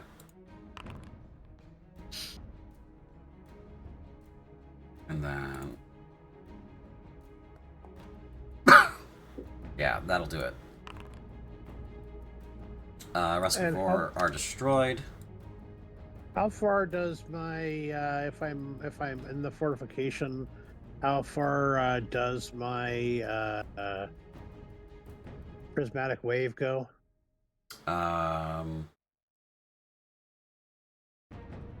Spellcasting range, optimal spellcasting range is the Yeah. normal distance. So 12. So I would go 12. Let's see. Let me see here. You're 16 away. Yeah, I'm trying to see if I can get to. I can get to be 12. Okay, if I go. Okay, so I will move here, and this should put me 12, right? It's 13. 13. Here. Yep. And then that will allow me to use the last prismatic wave of the day Okay, on the Bellfire. 32, which finishes it. There are no enemies left on the field. Allies are all that is left. This ends the encounter. So you wanted to do casualties on these 3 units here? Yeah, basically use the passive heal to convert casualties. Okay, so go ahead and roll your passive. And then since we're out of combat, you should be able to do that with the scouts over the trees too, right? Yeah. Well, no, it's more like end of combat. I can do it, and then whoever is within the 2 hex range at end of combat gets it, and then everyone else is kind of shit out of luck. Yeah, it's limited. So, it promote a lot of the skills that the CDF has promote being together, fighting as one, rather than just being all over the fucking place. So, scouts tend to be on the shit side of that receiving end. So, but these ones are okay. So. Okay. With the end of the encounter, it seems that you have managed to hold this area and forced a retreat on the enemy. And you are allowed to move into the city with your unit. So Ben's gonna run up here and use the hydrillium water staff to put out this fire. Oh yes, this fire.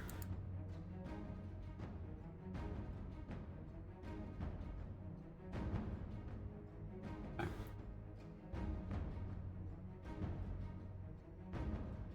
Ooh, baby. Casually climbs over a 40-foot wall. No biggie. Okay, so as you guys enter the city, you are received by command. The captain is with you, of course, and you are given rest and set up in a barracks with just your units and yourselves. The captain goes off to make her report. And that's pretty much where we're going to end the session tonight. Now, I do have a question for you all first. Because you've managed to secure the teenagers and you achieved that victory status, you have unlocked a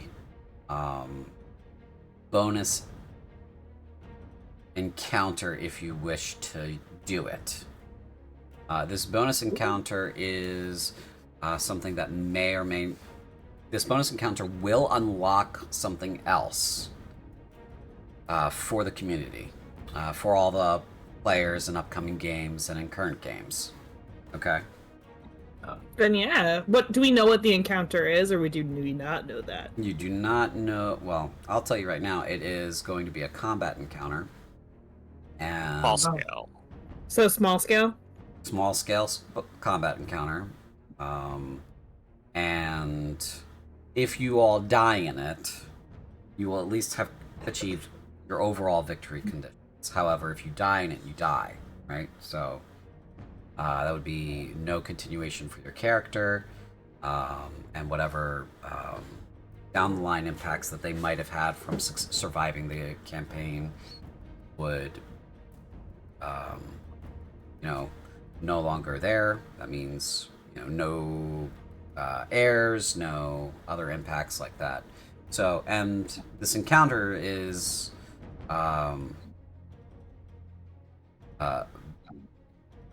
prologue level deadly.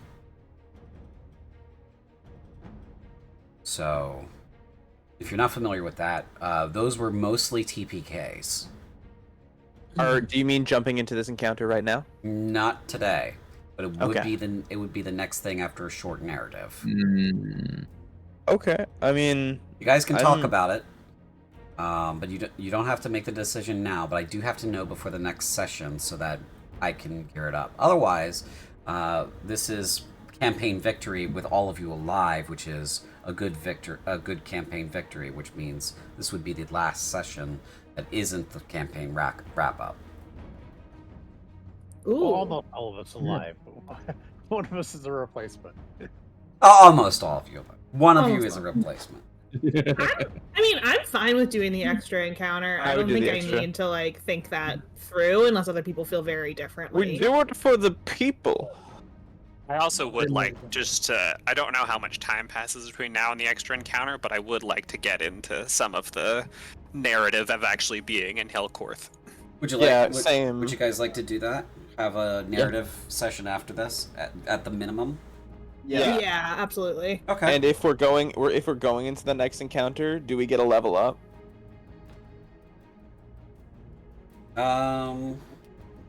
Let me calculate the XP, and I'll get back to you about that. Okay, because I am really stoked to get to do one thing that I haven't gotten to do all game yet. Okay. Well, I'll calculate the XP and see where we're at. Okay. Unless there's any other remarks anyone wants to make, that'll be our session. Good job, team. Poparesh ain't shit. Okay. Thanks, Demon Mommy. Actually, yeah, thank you, Thanks, Demon Mommy. Mommy. Yep. All right, so thanks given to Catraxia, Queen of Divine Comedy, and we're going to go ahead and head off air. Thank you everybody for coming out and seeing us.